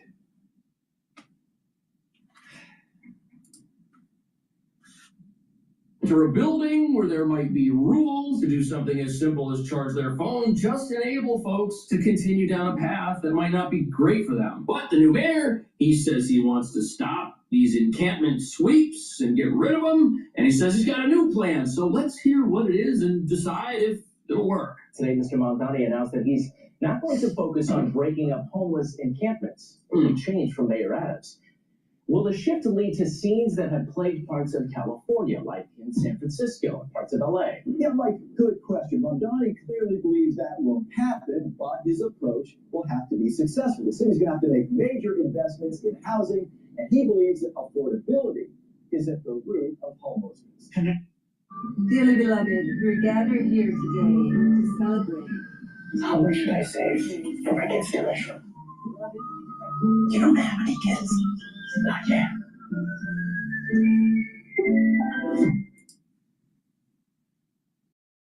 Is at the root of homelessness. Connecting those New Yorkers to housing, whether it's supportive housing, whether it's rental housing, whatever kind of housing it is. When he took office. Okay, so the new mayor, he says the reason people are on the street is because they don't have a home to go home to, which totally disregards the idea that there are many different types of homeless people. Not everybody is homeless for the exact same reason. Sure, some people are living on the streets because their rent is too high, but that's not the reason everybody lives on the streets. And the big question that people have is, if you're going to go out and you're going to spend millions, possibly billions of dollars building homes for people, what happens if the folks who those homes are for say, you know what? I don't want to live there. I want to stay where I'm at. Then what do you do? Because we already have facilities to help treat people and offer assistance. We have shelters that are not full. Now, this article here says the mayor has not given any specifics of how he is going to tackle the humanitarian crisis playing out on our streets. It is full of quotes from him on how the current system is not working, but there's no mention of what the new plans will be, probably because it is very easy to win an election if you point out all of the problems with the place where you live and you say, we need to fix this, we need to fix that. We gotta do this, we gotta do that. But do you owe back taxes or haven't filed in years? Now is the time to resolve your tax matters. Because with there being this national conversation around getting rid of the IRS and how unfair taxes are, this agency is fighting tooth and nail to prove it's here to stay by becoming more aggressive than ever. They're sending out more collection notices, more tax liens, and they've been collecting billions of dollars in revenue in recent years. If you owe the IRS, can take your wages, your bank account, your social security, your retirement. He's just doing it every time. I don't really care about that. All right. Rarest of cases. If you are not connecting homeless New Yorkers to the housing that they so desperately need, then you cannot deem anything you're doing to be a success. Dave Giffen runs the Coalition for the Homeless. The only way we're going to solve this problem is by creating enough permanent housing such that people don't have to live on subway platforms and live on the streets. And now we're going to do that? That's the plan? Because it's not like there were these cleanup battalions that went out there and took away someone's tent or their sleeping bag and just left them. No, that's not how this worked. This was paired with outreach, and in cases where there was a large growing encampment, say in the subway or out on the street somewhere, folks were helped off the street. Now, New York City's other laws that stop the programs behind a lot of these people don't have jobs or don't want jobs. A lot of them have mental issues and drug abuse and all this stuff. Would you want to hire someone that's like this? No. So if you put them in a home, how are they going to afford the rent? They can't. They can't. That's the problem. So you're talking about a multi-factor type solution here. You're going to have to get them cleaned up physically, emotionally. You're going to have to find housing and also a job for them. Who's going to hire them? No, the city's so dirty, maybe they should be just clean, street sweepers. But this is a problem in New York. It's turning into a shithole. This from actually doing anything, that's another conversation. That's not something the mayor can just come in and change. But if we're just gonna walk past people who need help and do nothing, isn't that worse? Stopping this process is not a solution to anything, especially when building homes and houses won't happen overnight, especially in this city. But here's the thing, many socialist transformative leaders look at crises as a way to inflict society with their agenda one way or another. And perhaps to some in the incoming Mom Donnie administration, the more homeless there are on the streets, the more of a visual aid he'll have to preach about affordability and the need for government-run houses and grocery stores. Again, with the assumption that everybody's homeless because we don't have those things here just yet. Real estate leaders and members of the Partnership for New York City to figure out ways to cut red tape when it comes to housing the homeless. It takes 252 days on average to fill an affordable housing unit, which in the most expensive city in the United States of America should be the easiest thing that we do. That meeting comes days after he said it would be inhumane to break up homeless encampments. But how are we gonna do that? We can't even create enough permanent housing for millionaires in New York who want to go out and pay $10,000 a month rent. This city is so expensive. We're pricing everyone out. And these are folks with college degrees and jobs and six-figure incomes who struggle to afford a room in a multi-person apartment. We don't even have enough housing for people who want to pay for it. So how are we going to build it for people who are in need with money the city doesn't have? Right now, our housing vacancy rate sits at 1%, and this is in the rental market. 1% of apartments can be rented. Good luck building more apartments. We haven't been able to do that. If we had, we would have different buildings than these old dilapidated structures that are going to be rented to people until they collapse. And you know something? I agree with the mayor on his push to build more housing. There's this garden in a very wealthy part of town called the Elizabeth Street Garden, and that garden is owned by the city. They tried to build housing there for the less fortunate, and you know what? The neighbors and celebrities flew back to New York and came out against that plan and temporarily blocked it. The mayor wants to build a structure there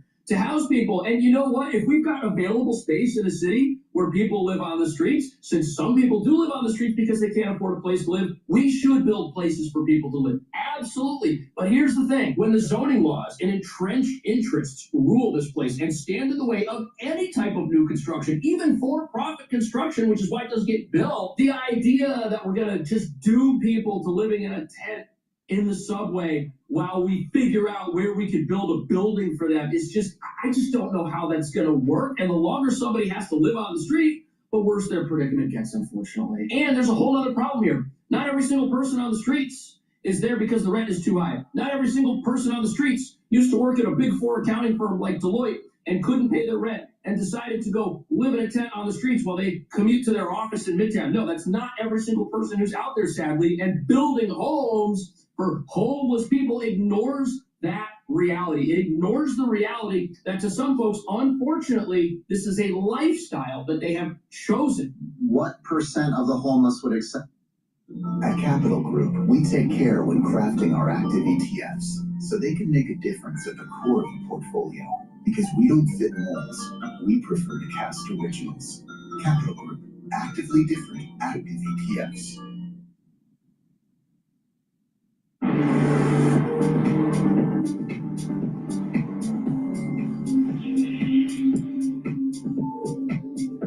What percent of the homeless would accept housing today if offered?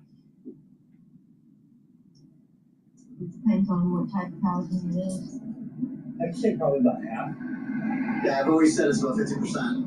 50% identify this as a lifestyle. The other 50% are open to housing. And of course, what you said depends on what it is. Yeah, well, A lot of us Wow. have shelters. these tiny home places, they were meant, I guess, to be tiny homes. You ain't allowed to have anybody even come to the gate and ask for you.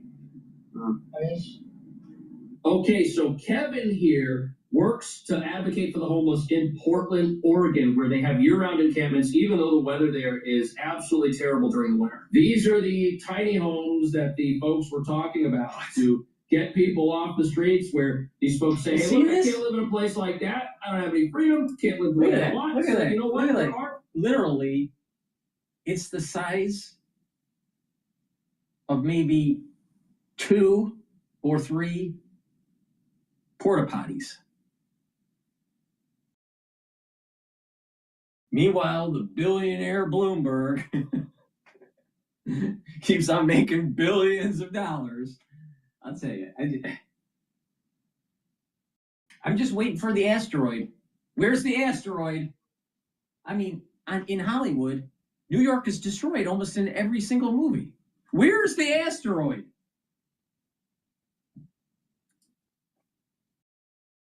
Look, these are empty. There are places for folks to go. And apparently not everybody wants to go and live somewhere. And this is the sad reality of mental health in America. There are folks who need treatment and assistance, but if we're going to walk by those folks, we're not going to give that to them. The result will be more people living on the streets who choose to live there and do not want to live in a shelter and do not want to live in a place that is prepared for them because there are rules. Now look, there's even rules. I've known one person, when you walk New York every day, you know the people you walk by, especially the homeless. You see them daily, right? They're at the same spot, at certain times of the day, whatever, right? And you'll notice that many of them don't want to change their life because they don't have to work. All they have to do is beg, and they get some social assistance, right? They can go to a food pantry and get free food and all this, right? And they're panhandling. It's not a great life, but this is the way they survive, all right? Some of them don't want to change. They really don't want to change. They've acclimated themselves to the environment. They don't want to be in a shelter because if you're in a shelter on a regular basis, you've desensitized yourself from the bad weather. So they don't want to desensitize themselves. They've adapted. They've inculcated themselves to the environment. See, if they're waxing and waning between comfort, with some sort of housing and then living on the streets, they don't survive as well. But many of these people don't want to change. With living in an apartment, I live in an apartment, and if I'm going to be super loud or I'm going to do wild things in the building, I can get kicked out of this place. I could have the police come to my apartment if I disobey the law or something while I'm here. And if I aggravate my neighbors, my landlord's going to say, hey, look, you can't live here. So there are rules if you want to live in a building around other people. It's just how things work. I have an apartment. I have an apartment. This is just because I love my people. I like to be around my people. So you got off the streets, but you come back because this is where a lot of your friends and family are. Interesting. So, the sad reality is there are people who prefer to live in a state that many of us look at and say, that's too bad, that's sad. And it is. It's sad when somebody needs help and they don't even know that they need it. And if we're going to stop telling people, hey, this is a bad situation for you. There are risks associated with living on the street on a full-time basis. This is dangerous. This is not safe. And now what? We're just going to allow this to continue. We're going to say, hey, look, letting somebody exist in a state that is in disarray is humane. It's not humane. If you or I had a relative who was living in the subway or living on the streets or living in a tent, we'd go haul them out of there. We wouldn't let that stand. We'd get them out of there. We'd convince them. And we would be ready to fight that battle for the long term. But the city's not able to fight that battle for the long term. We have to release people who need long-term treatment after a very short period of time. Every single. I charge a career plateau into progress with the CMA. CMA Confidence Certified. You're at your child's sports thing, but you want a burrito. Your rental house cupboards are empty. Stuck in a meeting, you need a sandwich. There's only one solution. Every single year, Portland Metro spends $724 million directly to homeless services. That sounds like a business. A recent stats came out that also showed we've seen a 61% increase in homelessness over the last 2 years. Wow. So I need this graph above me. I've shown over the last 10 years, homelessness has increased almost at the same rate as the budget, which shows if money were the solution, we would have solved it by now. Yeah, it sure does. And there's always been a little irony in that we are funding people, the very people we're funding to end homelessness are benefiting from homelessness.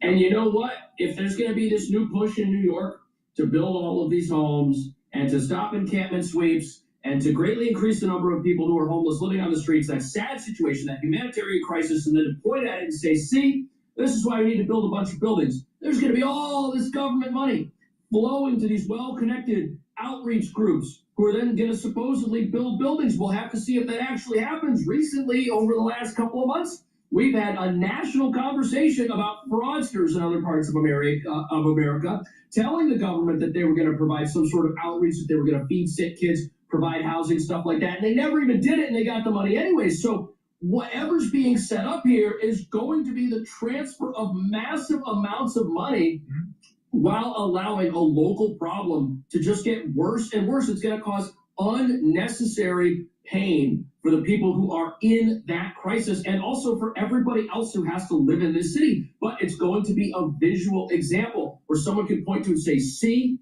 that's why we need a government-run grocery store, because these people don't have money to eat. See, that's why we need more government-run housing. See, that's why we need to take over buildings from private landlords. You see, that's the reason why you elected me, so you don't end up like that. Totally disregarding the fact that if somebody comes here and they're making $100,000 a year, and let's say they want to start a family, and let's say all of the rents are just way too expensive for them, they can't afford a place to live, well, what do? They move. Most people who cannot afford New York City do not become homeless on the street. They move. They do not choose to live in the subway and then put on a suit at the gym and commute to some office in Midtown where they're going to have meetings with a CEO. That's just not a choice that many people make. I think the problem here is that we have decided that if somebody doesn't know that they need help, the most important thing we can do for that person is nothing. And I think that's terrible. I think it's sad. What do you think? See you in the next video. New York's a shithole. Please go to my store, the-studio-reykjavik.com, and get the olive leaf extract. It'll boost up your immune system and help with your cardiovascular system. It's going to bring down inflammation and help with your lipid profile. A lot of people have problems with their cardiovascular health in the United States. There's a lot of people having problems with their immune system. Take olive leaf extract. It's a dual-purpose supplement. It's a great way to get healthy. Vitamin D3 allows you to absorb calcium. Do resistance training and it'll help to build denser bone. Vitamin D3 also helps to get rid of cells that are infected because it helps to get cells to go into apoptosis. Super important for the winter season. Guess what? You better be prepared because something's floating around. A lot of people are getting it. So it's vitamin D3.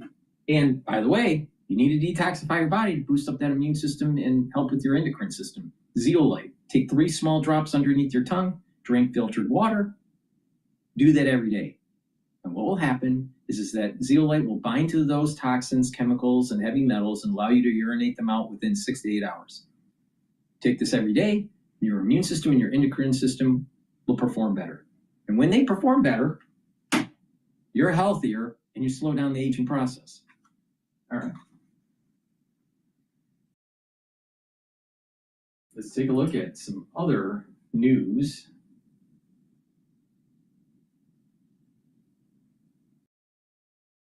Let's listen in to CNN here about unemployment. Breaking news just moments ago, a fresh look at the U.S. economy. Long-awaited data on the labor market showing that the unemployment rate rose to a 4-year high last month. And while the economy did add jobs in November, data shows that there have been job losses in 3 of the last 6 months. Right now, 7.8 million Americans are out of work. CNN's Matt Egan has much more on what really has been a flood of data that came in this morning. What else are you seeing in this report, Matt? Well, Kate, this report really confirms that the U.S. job market remains in a precarious place. Unemployment is rising and hiring is sluggish at best. Now, the big number here is 4.6%. That is the new unemployment rate as of November, unexpectedly jumping from 4.4% in September. Now, 4.6%, that's the highest level in just over 4 years. You can see on that chart how there has been this steady increase in the unemployment rate over the last year or two. Now, we also learned that the U.S. economy during the month of October lost jobs, lost 105,000 jobs. Now, this was driven entirely by the government and largely by the fact that DOGE had a federal buyout program for federal workers, and those workers came off the payrolls at the end of September. So we were expecting a significant drag from the government in October, and we did get that. Private sector hiring in October was positive. This was all about the government. In November, the only piece of slightly good news here is that hiring did rebound during the month of November. The U.S. economy adding 64,000 jobs. That's a bit ahead of the forecast of 40,000. However, there were also more negative revisions. September was revised slightly lower. August went from negative 4,000 to negative 26,000. So when you look at the trend here, you can see on that chart, it's really been very bumpy recently. In fact, the U.S. economy has now lost jobs in 3 out of the past 6 months. That's after going more than 4 years without any months of job loss. In fact, when you look at the year-to-date average, it's about 55,000 jobs per month that the U.S. economy has added this year. That's very low. In fact, that's the lowest since 2020 during the COVID-19 pandemic. And before that, you have to go back to 2009. So on track for a very weak year of hiring. And just quickly looking at the sectors here, the good news is that healthcare continues to add jobs, adding another 64,000 jobs in November. Construction was up as well, but government continues to shed jobs. Leisure and hospitality, that's bars and restaurants, down by 12,000. Transportation and warehousing also negative. And so was manufacturing. So Kate, when you put it all together, this paints the picture of a job market that continues to really stumble here. Back to you. Yeah. Matt, thank you so much for pulling it all together for us. A lot more to come from this data just released this morning. I want to welcome Sean Baker, who's a senior economist for the Center for Economic and Policy Research. And he's here to break down the numbers, take us through what this ultimately means. It's really good to have you with us. I mean, and frankly, I'm looking at the non-farm payrolls for November, 64,000 higher. In October, down 105,000. You've got unemployment at 4.6%. How is this playing into the health of the U.S. economy, and does this show signs of whether things are perhaps getting slightly back on track? Well, it's hard to make sense of these 2 months in isolation because you did have the shutdown, which is a very unusual event. The government shutdown, of course. But if you look at the longer-term trend, we clearly have a weakening labor market. So many of us, meaning economists, we're focused more on the household survey, the unemployment data, because we know the labor force is growing much less rapidly due to conscious policy immigration. We've reversed the Trump administration is trying to deport people and slow the immigration to a trickle. But a 4.6% unemployment rate is unambiguously bad news. And you look inside that, different measures. The employment rate, Trump's made a big point of saying, okay, we care about native-born workers. The unemployment rate for native-born workers is 0.3% above the year-ago level. You look at other measures, the number of people, multiple job holders, it's at 5.8%, the highest it's been since the 90s. That suggests people feel they need additional jobs. Wage growth has slowed, 3.5% year over year. It had been around 4%, with an inflation rate around 3%. We'll find that on Thursday. That means very little real wage growth. So it's definitely a weakening labor market. So the last 2 months, again, are hard to figure, but taking a longer period, there's no doubt the labor market is definitely weakening. Yeah, I mean, it's very messy on the data front, as you say. I want you to listen to Caroline Levitt yesterday after Katie and Collins had asked a question around why the Trump administration is paying down the cost of living experience for Americans. Take a listen to this. If the economy is as strong as the president has said it is, then why is he telling parents 2 weeks before Christmas that they should only buy 2 or 3 dolls for their children? Look, what the president is saying is that if we want products made right here in America, if we want them to be made from American small businesses, which is a large part of the reason the president has effectively implemented tariffs, then we're going to have better quality products right here in the United States. Maybe you'll pay $1 or $2 more, but you will get better quality and you'll be supporting your fellow Americans. So Dean, this is super interesting because she's talking about reindustrializing the economy and increasing manufacturing jobs. By the way, manufacturing jobs are actually coming under pressure. And then, of course, she actually went on to start talking about inflation, that it's slightly lower, but it is still sticky. I'm wondering whether you believe the Trump economic policy is causing short-term pain, or would you say it's longer-term pain that is going to be inflicted? Well, it's really causing short-term pain, and we continue to lose manufacturing jobs. We've got about 70,000 year over year. We lost jobs in November, manufacturing jobs in November. Maybe they'll turn around. It's hard to see that. Again, I referred to wage growth slowing. That's not a good story. We like, as economists, we like to look at what people are doing rather than what they're saying. I think I mentioned before, the number of multiple job holders rose to 5.8%, the highest we've seen since 1999, and that's a long time. Very different labor market. People aren't quitting their jobs. The quit rate's down to the share of people quitting unemployment due to quits is 11%. It's at 13.8% back in 2018, 2019 when we had a comparably strong labor market. These are not signs of a strong labor market. So again, sure, anything can happen going forward, but it doesn't look good with all the data we have in front of us. The Fed cutting rates by 25 basis points last week. Are you expecting that these numbers are perhaps, showing that there's a need for more rate cuts and deeper rate cuts in 2026? I would, given the data we have today, I would say more rate cuts would certainly be warranted. Now, on Thursday, we get the inflation data. We'll have to see what that looks like. Myself, I'm always much more concerned about unemployment than inflation, but I understand the Fed has to be concerned about both, which I am as well. And we've been above the Fed's 2% inflation target for about 5 years, and there's no reason I think we're about to get down to it anytime soon. So they have a tough call. Again, for me, I consider the unemployment issue far more important, and the inflation's not about to take off, even though it's higher than the 2% target. But if they take the 2% target seriously, that's a real problem for them. Yeah. Dean Baker, great to have you with us. Thank you so much.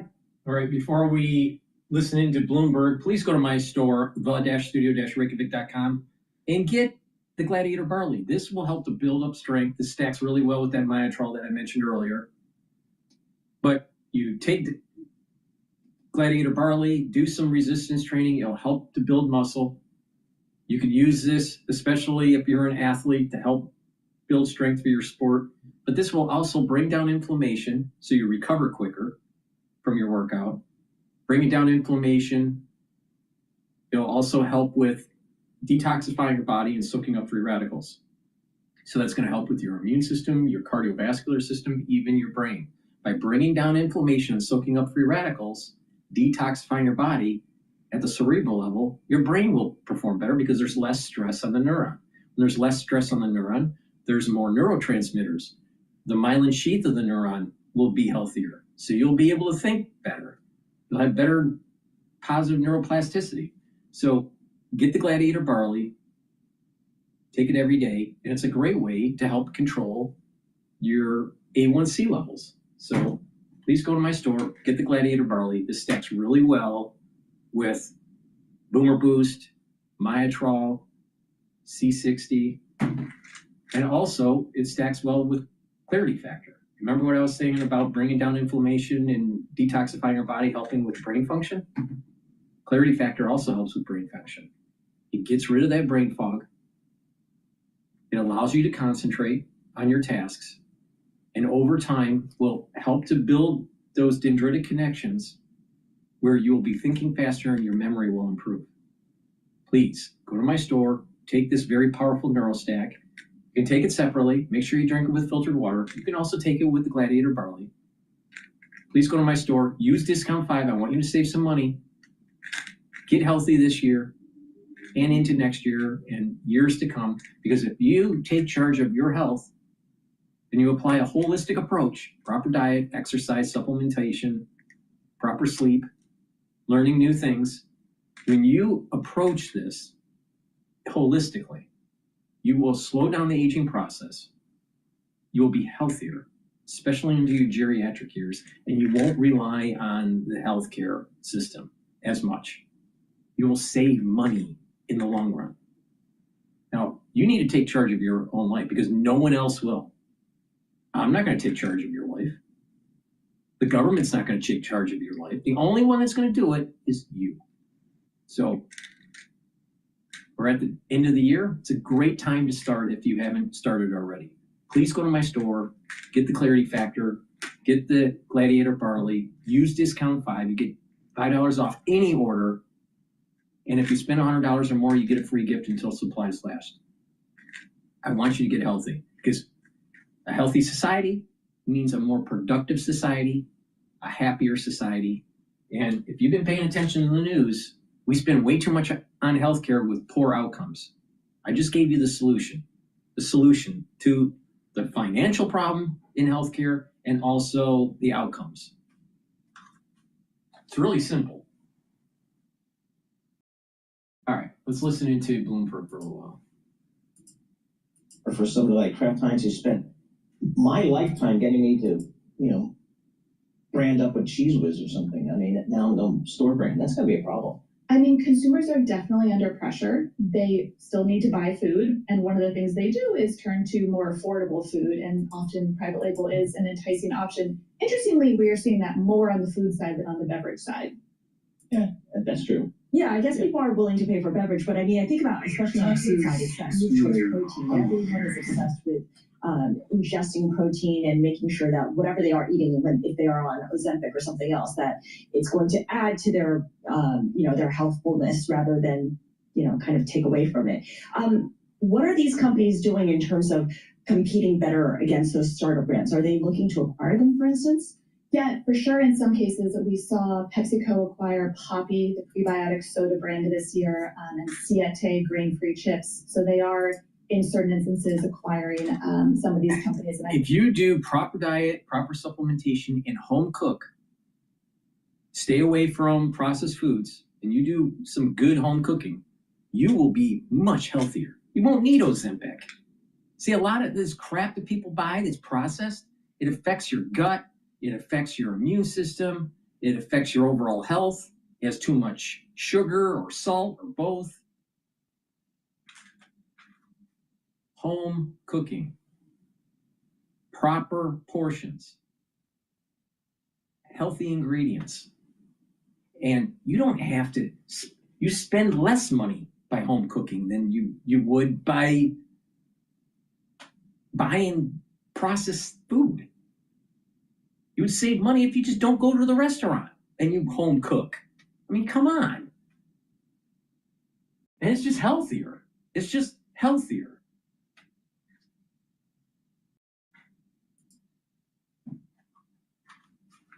I expect to see more of that in 2026 also. Processed foods getting such a bad rap. We grew up on this stuff, Paul. I know. I guess.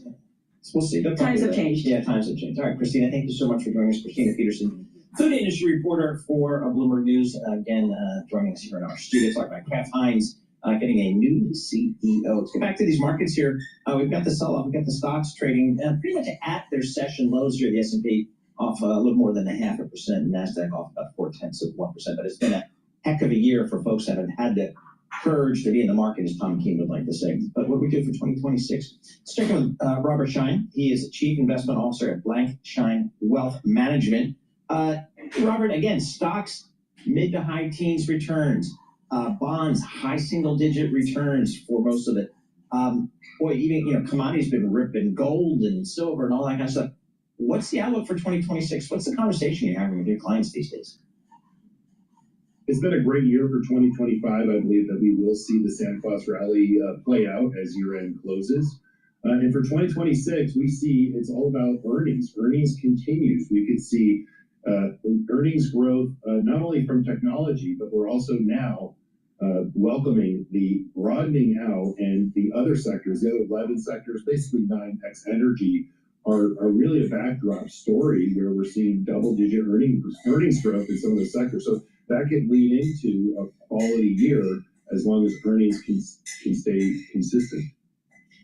Robert, how much money is on the sidelines? We talk about this $7 trillion wall sitting in money market funds, and for a long time it was like, oh, there's this dry powder, it's going to make its way into the market, but it hasn't necessarily, even with equity indexes up by double digits for a third straight year. Do you see that changing in 2026? It's really impressive to see that the money markets have consistently exceeded 7 trillion, close to 8 trillion, still on the sidelines. And as we see yields and rates coming down, that's not going to be a place for investors to hide out moving forward. So that money is going to continue to find better places, if you will. The equity market will continue, but we're also seeing the reinflation trade, right? So we saw the precious metals led by gold and a few others trying to stay ahead of inflation. There's still an underlying effect of inflation out there, but the money market for 2028, you might want to look for better places for your money moving forward. We've seen tech names be really the drivers for this market for the last number of years, particularly as the AI trade has really taken hold here. Can that still be a driver in 2026, or again, should people be looking for value elsewhere? It's okay to see a lead change. I think that's what's welcoming for all of us as investors with regards to other sectors taking charge moving forward.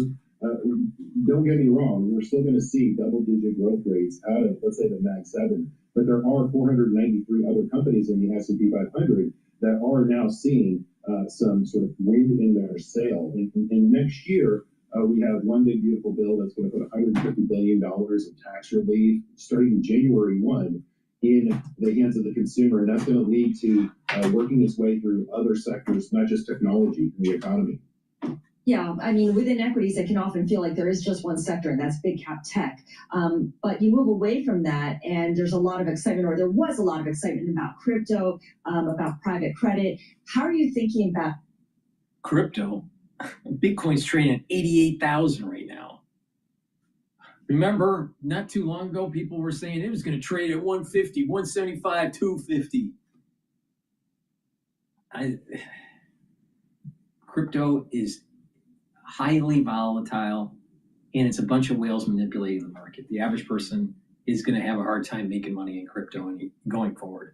Please go to my store, the-studio-reykjavik.com. Get the collagen. This is dual purpose. This is going to help the health of your skin, your nails, your hair, your cartilage, your musculature, your bone density, your joint health. This is very important to take every day. It's a powder. You mix it with soft foods, filtered water, a smoothie, or even with milk. But take it every day. Some people put it in coffee. But take it every day. Do some resistance training. You get further benefits if you take the vitamin C and magnesium supplement and drink 32 to 64 ounces of water throughout the day and take the collagen in the morning. When you do that, the vitamin C will cross-link with the collagen and improve your dermal layer. This also works really well if you take the C60 and the resveratrol. Why? Because the C60 and resveratrol at the basal layer of your skin will improve that health. And that's where your new skin cells come from. So if the basal layer is healthy, by soaking up free radicals, getting rid of senescent cells, when the basal layer is healthier, your skin's healthier. So please go to my store, get the collagen. This is a very high quality collagen. Use discount 5, you get $5 off any order. Spend $100 or more, you get a free gift until supplies last. On Fox Business, Bessent talked about workers embracing the use of AI. So let's listen in.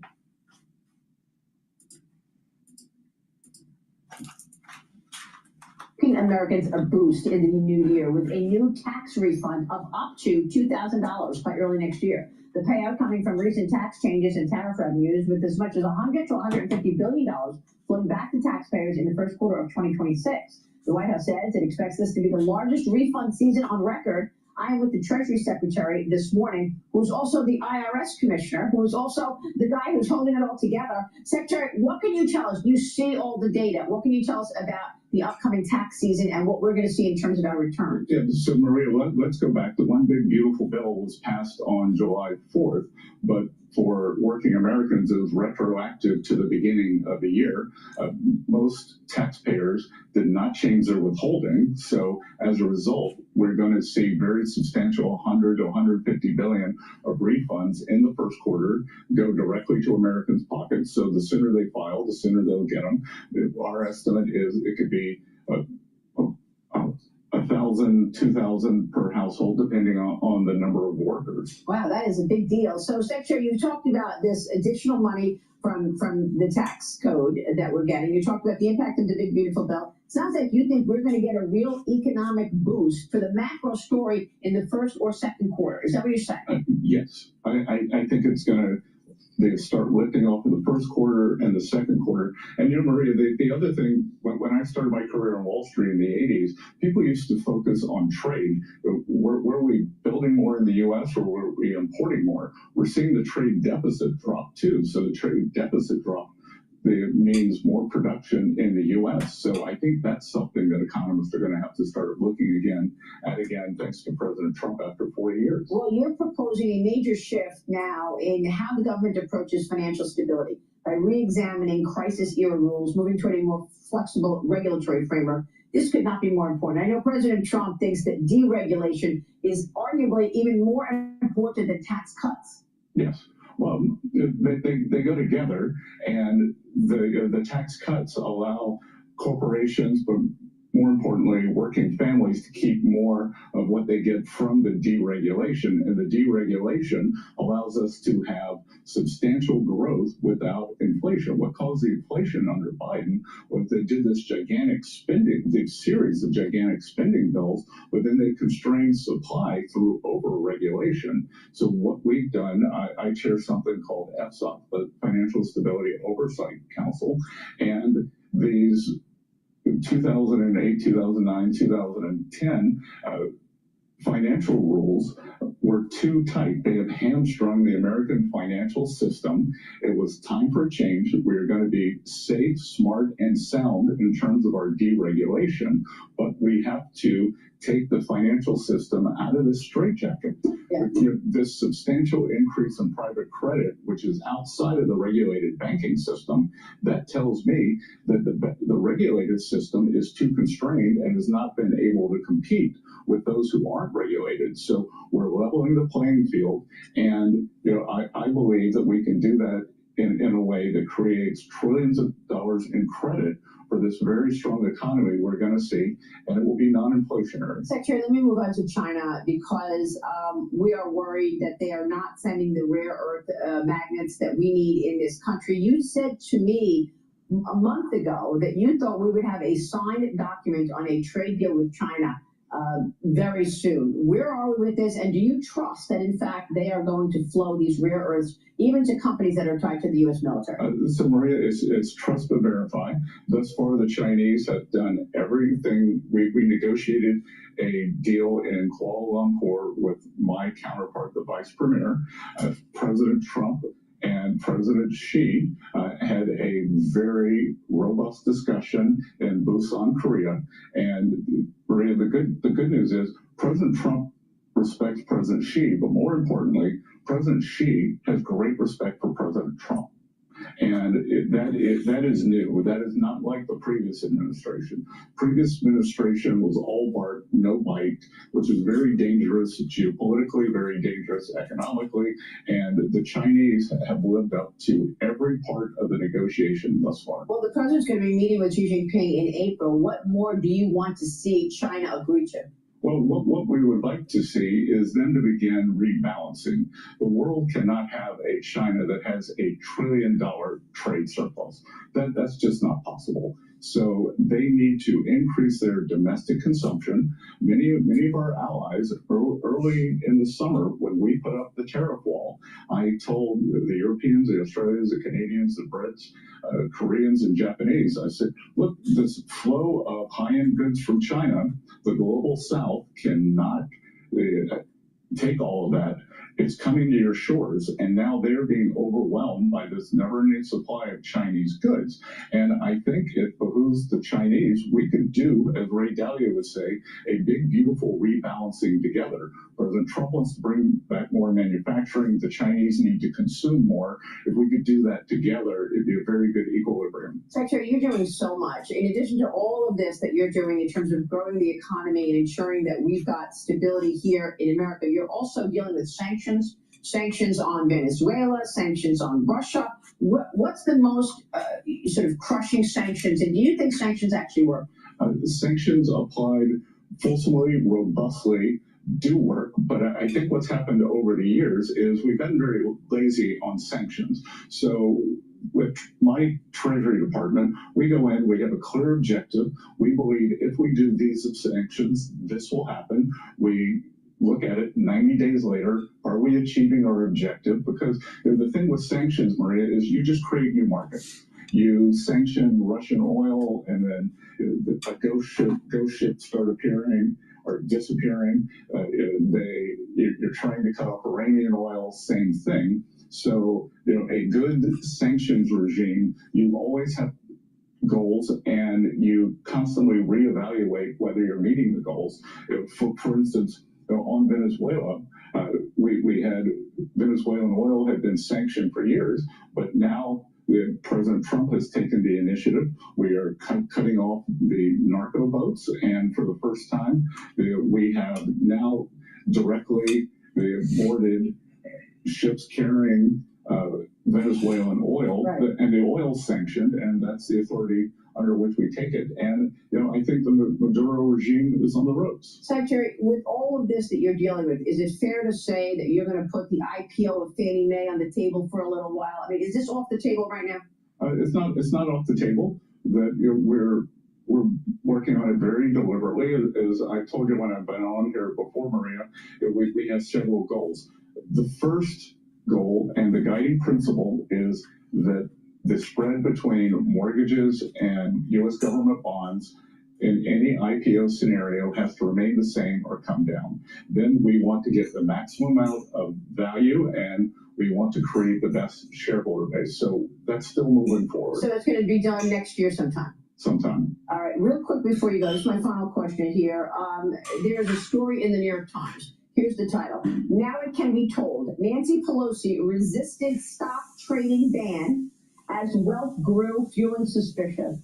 Why is it that Congress is not following the rules that so many others follow, and that is you can't day trade? We spoke with Congressman Brian Stile here the other day, and what he said to me was extraordinary. Do we have that soundbite real quick for the Secretary from Congressman Stile? Let's roll it.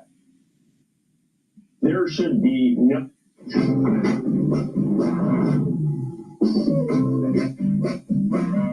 The bespoke AI laundry combo washes and dries in only 68 minutes. Even smarter with smart things.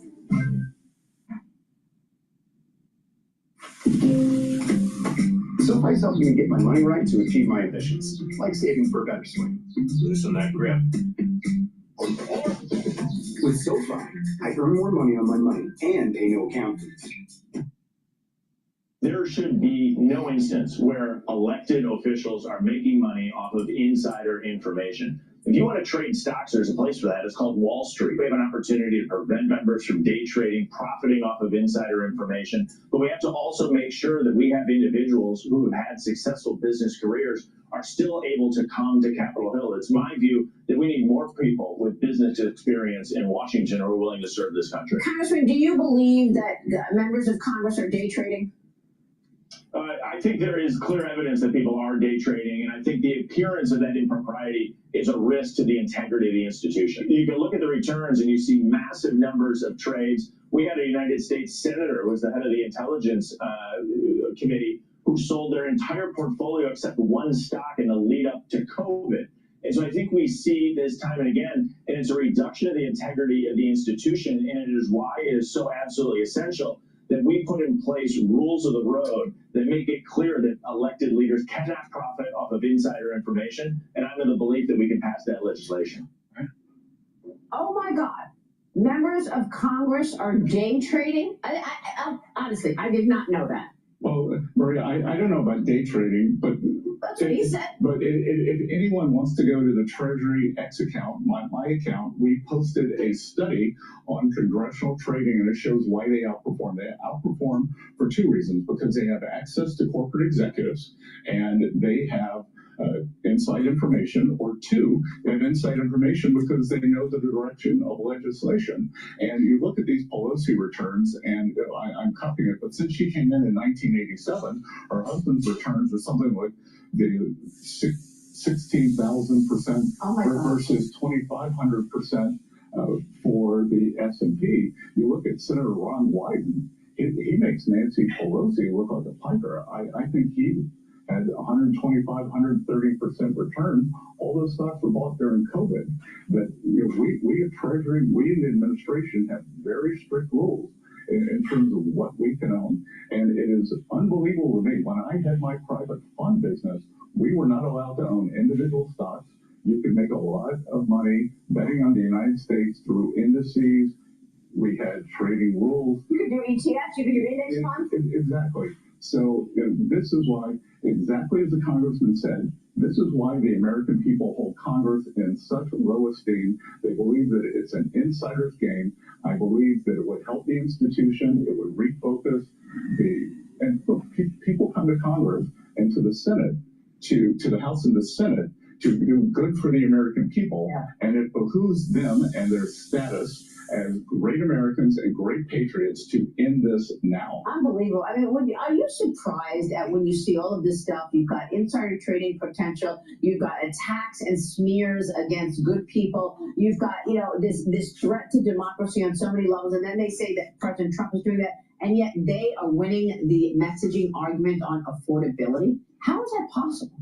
Look, a lot of it is the mainstream media, and I've repeatedly said on affordability, what we and this administration are not going to do is what the Biden administration did and the mainstream media. They told the American people, you don't know what you're feeling, you don't know how good you have it. They called it the vibe session. And that was Greg Ip at the Wall Street Journal, toxic Paul Krugman at the New York Times, former vice chairman of the Fed, Alan Blinder. You don't understand how good you have it. We know that the price level is high, and President Trump is working every day to bring it down. And we are not going to tell the American people that they don't know what they're feeling. We are going to help solve this real income growth and holding prices down. Yeah, Secretary, you're doing so much. We so appreciate your time. Let me end with this. You've got some fear on the part of college graduates right now.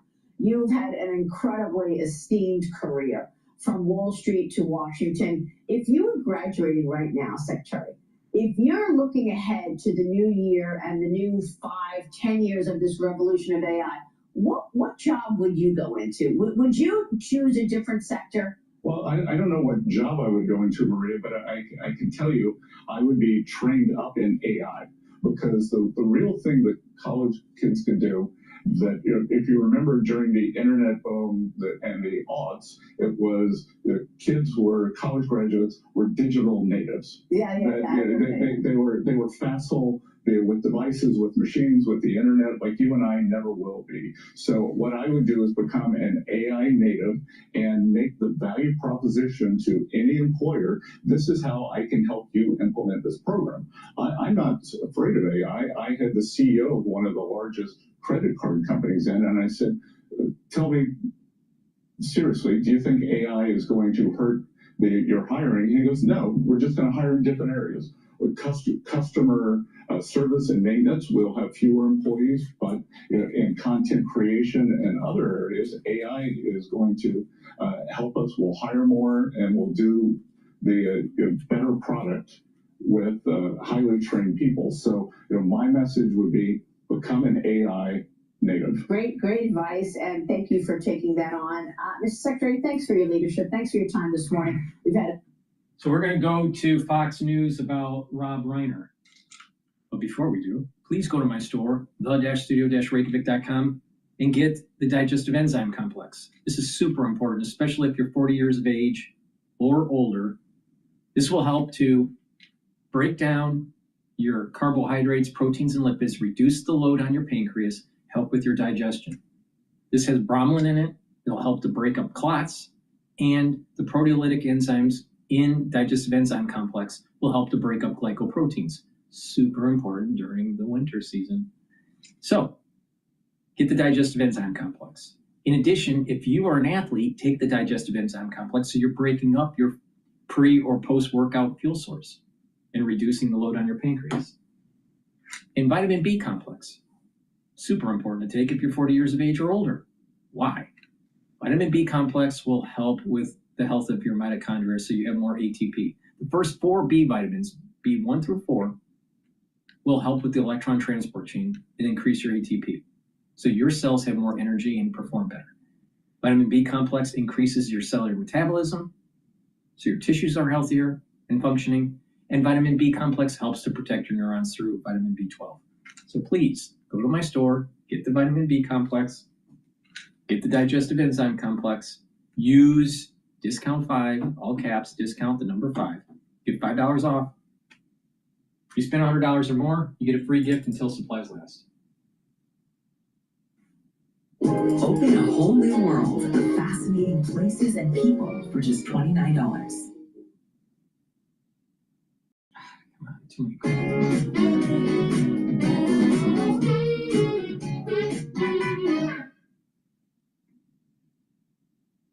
So, in just a few hours, the son of Rob and Michelle Reiner is due in court for his parents' murder. The famed film director and his wife were found stabbed to death in their Los Angeles home on Sunday afternoon. Their son, Nick Reiner, was arrested that same day of suspicion of murder and held on a $4 million bail. But yesterday, Nick's status was changed to no bail, and the LAPD released a statement saying he was, quote, responsible for their death. Fox News contributor, criminal defense attorney Josh Ritter joins us now. Josh, I guess, what do you expect in court today? Will he enter in a plea, or will he just be notified of the charges this morning? And he'll be notified of the charges. He'll be formally arraigned. We'll find out exactly what they're charging him with, why that bail was changed perhaps from $4 million to no bail. My suspicion is they're going to be charging him with a special circumstance murder, meaning he'll potentially be eligible for the death penalty, but more than likely they'll be pursuing life without parole. That's based upon the idea that the special circumstance is double homicide, not uncommon when you see these types of cases. He will probably enter a plea. There is sometimes an opportunity to have that put over to a later date, but he will likely enter a plea today. And we might get some more facts. We might get some more understanding of what took place, because the DA's office will likely have to lay out something for the judge if they're going to be asking for no bail. And we'll find out perhaps who his attorneys are. So a lot of information could be disclosed later this morning. So, Josh, there's also a question about premeditation, because it seemed like everything was going well, or it wasn't. Let's look at the timeline, and you understand what I'm saying right here. So it says Rob Reiner and his wife Michelle and their son Nick attended that Conan O'Brien Christmas party that Saturday night. And then at that party, Rob and Nick got into a very loud argument, loud enough for many others to hear. Reiner family sources are telling TMZ, we're told Rob and Michelle then left the party. So it looks like there was some sort of fight. We don't know what it was about. There's some sources that say that he was out of it and was walking around the party saying, why are you famous? Are you famous around the party? They leave the party, and then somehow his parents end up stabbed by him. Now, that calculation, since this wasn't seemed to be thought out, how does that impact the charges against him? Yeah, it does seem as though there was some sort of emotional boiling point taking place in their lives. And even the reports that we have that this was a stabbing, usually a knife, indicates a weapon that's used in the heat of passion rather than some sort of premeditation and planning going into it, which may affect the way that he's charged. If they do feel that this was more along the lines of a spur-of-the-moment heat of passion, you could see that they might charge him with second-degree murder. My suspicions, though, based upon the idea that you have a double homicide, the no bail indication coming from the sheriff's department, and just the way that the DA's office usually operates, is that they will likely charge him with first-degree murder. If it remains that way, through the course of the proceedings, we will see. Josh, he has documented mental health problems and documented substance abuse. What impact will that have with the court? Do you see this being one of those things that the prosecution will try to play it out? It was a family member, he has substance abuse problems, mental health issues, or do you think they still take it all the way because they would make the case that he knew what he was doing at the time that he committed the act? It obviously looks like it's set up for some sort of mental health defense. I don't think we're talking about not guilty by reason of insanity, but some sort of mitigation here, perhaps even like a voluntary intoxication if he was still in the throes of addiction at the time that this took place. As far as the DA's offering a plea, I don't know if that will be entirely directed by what the defense is going to say. Obviously, there's a lot of time for this to all play itself out as far as what they're really looking for, but usually in these types of cases, even when you're talking about a second-degree murder, you're still looking at life in prison, and these are usually the cases that end up going to trial. I just cannot see, given the small amount of information that we have at this point, them offering something along the lines of a manslaughter, which might give him an opportunity to get out of prison one day. I likely see this being one of those cases that goes the distance. Josh Ritter, a tragic story. Thank you so much for your wealth of knowledge. Really appreciate it. Please go to my store, the-studio-reykjavik.com, and get the Goodnight Formula. Goodnight Formula will help you to get into 3 to 5 cycles of REM sleep and deep sleep to be able to detoxify your central nervous system, consolidate memory, and to be well rested. If you're sleep deprived chronically, you're increasing your chances of early onset of dementia and you're aging quicker. Everyone says if you get enough sleep, you have more energy and you age slower. So it's really important to get the Goodnight Formula. It has tryptophan, melatonin, GABA, and passion flower. So please go to my store, get the Goodnight Formula. We're going to listen into CNN about Trump's personality. David Yearman is more meaningful with time. Come on. Meet our TurboTax experts in person and let them do your taxes for you. Now this is Taxes. This just in, a revealing new interview with really the most powerful person in President Trump's White House beyond him, Chief of Staff Susie Wiles, commenting and going there on a wide range of topics, it seems, with Vanity Fair in a new series of interviews, from the handling of the Epstein investigation to her assessment of the big names on Donald Trump's team. Let's get to CNN's Elena Treen, who is at the White House. There seems to be a lot in there, Elena. What is your big takeaway? I mean, look, I've covered the president, and I've also covered Susie Wiles for years now, Kate, and this is one of the most candid interviews and stories that she's offered, interviews she's offered really from the entire time I've done that. This is incredibly candid, some of the things that she was admitting, because I will tell you too, Wiles is someone who often likes to operate kind of in the shadows and quietly. She doesn't like to draw attention to herself, and that's why I think some of what people are waking up and reading this morning is so stunning to hear about. But let me get into some of the main things that I found very notable from what Chris Whipple, who worked with Vanity Fair, detailed from their conversations. One is that Wiles referred to President Trump as someone having a, quote, alcoholic personality. She also talked a lot about the vice president, J.D. Vance, someone who I should note, had this conversion that Whipple noted as well. MAGA accolade.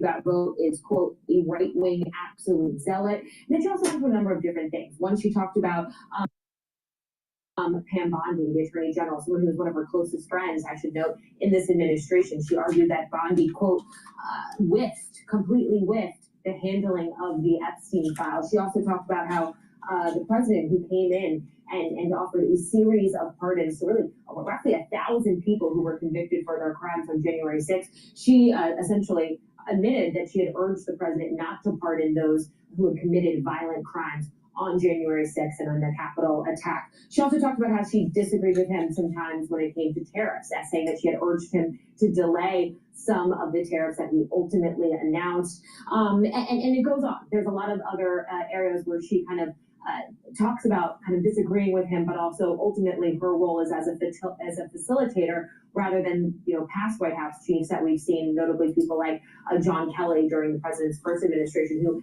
at times tried to hold him back. She sees as her job trying to kind of shape what he does, but also not preventing him from doing what he wants to do. One very notable quote as well that stuck out to me, just given the context of what's very much in the news right now, is Venezuela. She admitted publicly that one of the goals of this administration and the president is actually to see regime change in Venezuela and oust Nicolas Maduro. I should note that is not what the White House line has been on this. The White House line has been that this is all about trying to crack down on narco terrorists and illegal drug trafficking. She essentially said this on Venezuela. She said, quote, "He wants to keep on blowing boats up until Maduro cries uncle. And people way smarter than me on that say that he will." Again, a major contradiction in what we've heard from the White House on all of this. And the last thing I just want to quickly point you to, there's a lot in this. I do encourage our audience to actually go and read these very lengthy and detailed articles from Vanity Fair. But she talked about retribution, and she said that she had some sort of agreement with the president that she didn't want him to be focused on score settling, that she was going to give him 90 days and then he kind of had to move on from it. But she also acknowledged that some of the recent indictments we've seen against some of the president's political foes, people like the former FBI director James Comey or the New York Attorney General Letitia James, both people who we've seen this Trump administration now bring indictments against. She admitted that, yeah, that kind of is political. She said the Letitia James indictment specifically, she said that one you could call retribution. And so incredible stuff in here from Wiles, who again, one of the most powerful people, if not the most powerful person in this White House, apart from Trump, being very, very candid in this interview, Kate. A lot more to come. Elena Treen, thank you so much. Important that you're hearing publicly, really for the first time, someone as high up as Susie Wiles saying that the point is to get Maduro out, not just stop drug trafficking from the nation. This is an important development. It's good to see you. Thank you so much for jumping on. It's interesting. President Trump's White House Chief of Staff, Susie Wiles, I assume you've met her, you know her. She told Vanity Fair in a newly released interview that her boss, quote, we're talking about the president, quoting her, has an alcoholic's personality, governing with a, quote, view that there's nothing he can't do. President Trump famously does not drink, and Wiles herself grew up with an alcoholic father. Wiles is now calling this a hit piece. How do you respond to that long interview she gave to Vanity Fair? I didn't see that clip. I saw some other ones about Ukraine that she said about the president. Again, I think it's helpful. If we come back and say, Mr. President, we disagree, he could have much better tariff policy if he would have come to the Congress. There's some tariffs I would have supported. But, tariffs against 80 countries, for example. It's really agriculture and Nebraska. And so he would be better off if more people spoke up, gave a lot of feedback, and it would stop him from doing some of the most the zany things out there that he does. And his comments on Mr. Reiner, they were just ugly. And we're better than that. And okay, I can expect it from some people, normally at a bar or stuff, but not the president of the United States, right? We expect better. But how hard is it for a Republican to speak the truth, push back against Trump, and actually stay in office and not be primaried and not be, the subject of the MAGA machine online? And I mean, I've had 4 primaries, and the last 2 times from the right, there was a lot of focus. I wasn't loyal enough to Trump. I would have probably not run again earlier because there's other things I want to do in life. But I wanted to prove a point in our district that the majority supports common sense, decency, Reagan conservatism, and so I stayed in an extra run or 2 just to prove I don't know what you want to call them, the far right or the Trump loyalists that he can do no wrong, that crowd. And I wanted to run just to prove a point that the majority want decency and more of a Reagan Republican ideology. So 5 times is enough. You're ready. I'm ready for doing something else. All right. Well, thank you for all of your service, Congressman Don Bacon. Thank you so much. Appreciate it very, very much. All righty. A few years ago, I decided to solve the way brands look. please go to my store, the-studio-reykjavik.com, and get the omega-3. This is really important for cardiovascular health. Make sure you do some resistance training and some cardio training around a 65-35 split. Heavier on the resistance training, but doing some cardio is important. Taking the omega-3 will bring down inflammation. It's going to help control your lipid profile and also prevent your red blood cells from sticking too readily. And that's going to improve your cardiovascular your vessels. Now, a lot of people don't realize that if you have inflammation and you have high LDL levels and low LDL and high concentrate, let me rephrase it. If you have high inflammation, high concentration levels of LDL and low concentration levels of HDL, that builds up plaque. And so the diet in America, there's lots of fat that's accumulated into the bloodstream. And over time, with inflammation, you get damage at the vascular level, creates this like micro cracks in the intima of the vessel. And this LDL will get in and gets oxidized. And once LDL is oxidized, then macrophages will come in and try to eat it because it's foreign. It's not supposed to be there. But when the macrophage eats the LDL that's oxidized, then it turns into a foam cell and ends up being plaque. So it's really important to proper diet, proper exercise, but bring down the inflammation, soak up free radicals so you're reducing oxidized LDL. And you also want to, by bringing down that inflammation, you're reducing the chances of that buildup of plaque. Now, a lot of people don't realize cardiovascular disease starts in the United States typically at age 15. 15. Even if you're fit, you have signs of cardiovascular disease. Now, it may not show up on an EKG. It may not even show up on a blood test. But if you start doing some more comprehensive ultrasound scans of your vascular system, not just around your heart, not just around your carotid arteries, but your whole body, because of the American diet, lack of exercise, and lots of trans fats,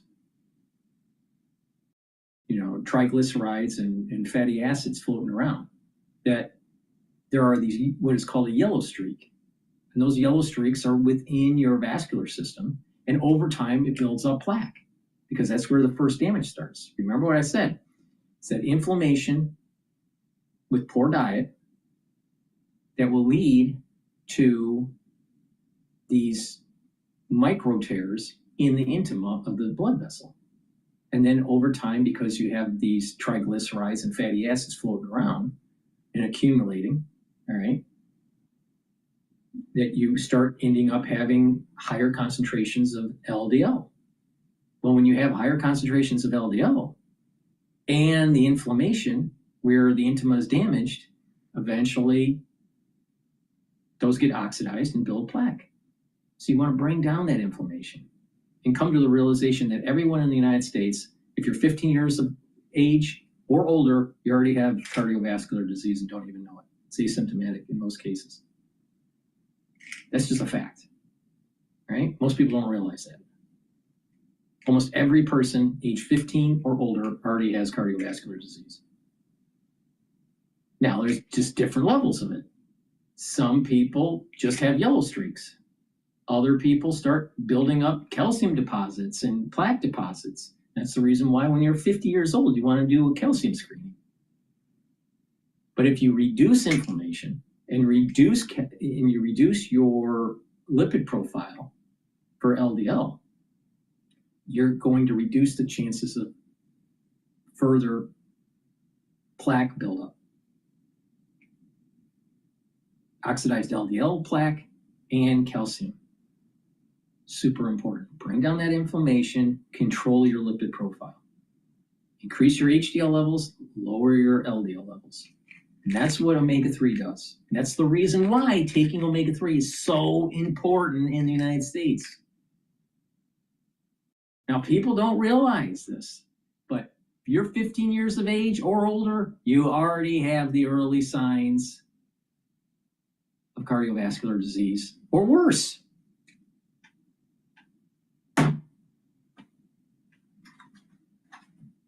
Go to my store, get the omega-3, take it every day. I don't care what age you are. Take it every day. All right. Let's listen into Bloomberg. Bill, we'll talk about this in a moment with Jonathan Tamari in the House of Representatives. The Rules Committee is going to get together, and that might help determine where the moderates go here, if there is, in fact, a plan to vote on before this week is out.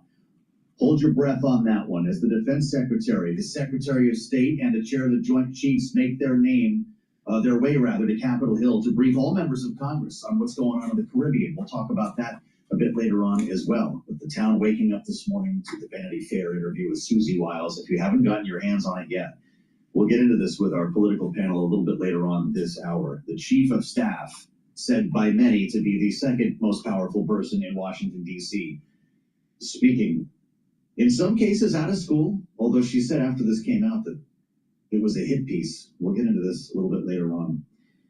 As we seize the economic news of the day, big expectations here. Did you see what happened at 8:30? The futures seem to like the news here. I don't know what's going on now, but payrolls rising after an October drop. Unemployment marching higher is the headline. A 4-year high. And the idea that bad news is good news once again plays into the Fed, of course. And we're going to talk to Anna Wong in just a moment about this. She seems to think that this really codified the idea of that justifying that December rate cut. We heard about it earlier from the administration, speaking on behalf of the president today, Pierre Yared, Council of Economic Advisors, acting chair, and the way the White House wants us to look at the jobless rate. Listen. If you look at the unemployment rate, it's true that the unemployment rate did tick up. That uptick, though, is statistically insignificant. And if you dig into the numbers and look at what caused it to go up, it's entirely driven by re-entry into the labor force. And that's consistent with the fact that when you look at the labor force participation rate, that labor force participation rate also went up. Yes, re-entry, almost like a NASA astronaut, people jumping back into the workforce. The question is why? Are they running out of savings? Are prices going up too much to continue their current lifestyle? These are the questions that some economists are asking as we try to project where the market might be, the job market specifically, a couple of months from now. Anna Wong joins us to that end, Bloomberg Economics chief economist. We thought we'd go to the top. Anna knows what it's like to work in a Trump White House. She was an economic advisor in the first term and is bringing to bear her experience with us right now. Anna, welcome back to Balance of Power. Why are more people looking for work? Well, first of all, let's assume that these re-entrants is not a statistical error, but for real. Well, most of these re-entrants are teenagers. And what we have seen earlier this year, you have to consider the participation trend since January, is that we have seen steady drop-off of teenagers and people in their early 20s from the labor market from April to most of the summer. So right now, this re-entrance is simply, a bounce back from, these people dropping off from the labor market. I think it's a good sign. It's a good sign that they're looking again, because we have seen 6 months ago that they were discouraged and they were not looking anymore. And I'm sure parents who are living with them are happy that their kids are looking again. That's got to be true. Unemployment rate, 4.6%, as we just heard from Pierre Yared. If you look at the unemployment rate, it's true, it did tick up, but it is statistically insignificant. Do you agree? Yes, it is statistically insignificant also because this survey is missing the October number because of the government shutdown. And with one missing month, that actually increased the standard error by a scale of 1.06. So so Pierre is correct that one shouldn't be taking this jump in unemployment rate at face value. And Powell himself also mentioned it last week. Literally, he said that one should look at this jobless rate number with skepticism.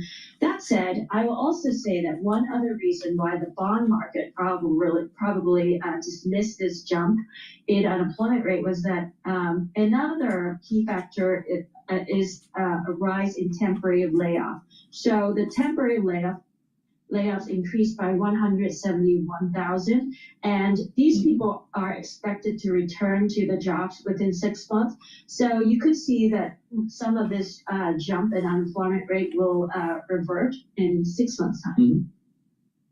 You write that the jobless rate rose briskly, and it's a possibility the SOM rule to identify a recession would have been triggered if October's household survey had been conducted. Does that make us worry about the next jobs report? Well, so what one should take away from this triggering of SOM rule is that there's this idea that whenever people get so worried about the labor market that, when you talk to other people and other people start saying how they're, they feel insecure about their jobs, such insecurity will lead to caution in spending, and that will snowball into, non-linearities in the labor market, and the unemployment rate will keep rising. So that's the idea of SOM rule. It doesn't need to hold. I mean, last year it triggered also, but it came back down. And the unemployment rate was subsequently revised down after BLS updated the seasonal adjustment. So it could be that next year, in 2 months' time, we are going to see a revision to the household surveys seasonal adjustment, and that could also, lower the unemployment rate from 4.6 to 4.5, depending on the seasonal factors. As we take a deep dive with Anna Wong, Bloomberg Economics chief economist, we'll turn to your take on the Fed, Anna, and you say it pretty straightforwardly today. The double jobs report vindicated the Fed's decision to cut rates in December. What does that mean about its meetings early next year? Yeah, so, what alarmed me in this jobs report is that the November non-farm payrolls is half as large as what we anticipated. And we anticipated a number that's already weaker than a year ago. And I thought that this surprise was pretty sizable. And also we are seeing that job gains are concentrated in pretty much only 2 sectors, the education and healthcare, as well as construction driven by AI data centers. And I think that going into the new year, we are going to see perhaps weaker payrolls because the birth and death model is going to get updated, and this 60,000 overstatement that Powell has mentioned that has been overstating printed non-farm payrolls, much of that is going to go away. And so the release data will look pretty weak in the new year. And so we think that could catalyze the Fed in doing more. I want to ask you about the statement that we received from Caroline Leavitt, the White House press secretary, after extolling the virtues of the job market here. She says in summation, workers' wages are rising, prices are falling, trillions of dollars in investments are pouring into our country. And Anna Wong, the American economy is primed to boom in 2026. Is it? So I think what Carolina Leavitt is referring to in terms of the wages is real wages, so nominal wage adjusted by inflation. So that has been improving since 2022. However, you could see in the average hourly earnings today that in fact is slowing. We saw from the employment cost index a week ago that nominal wage is basically running at 3.5%.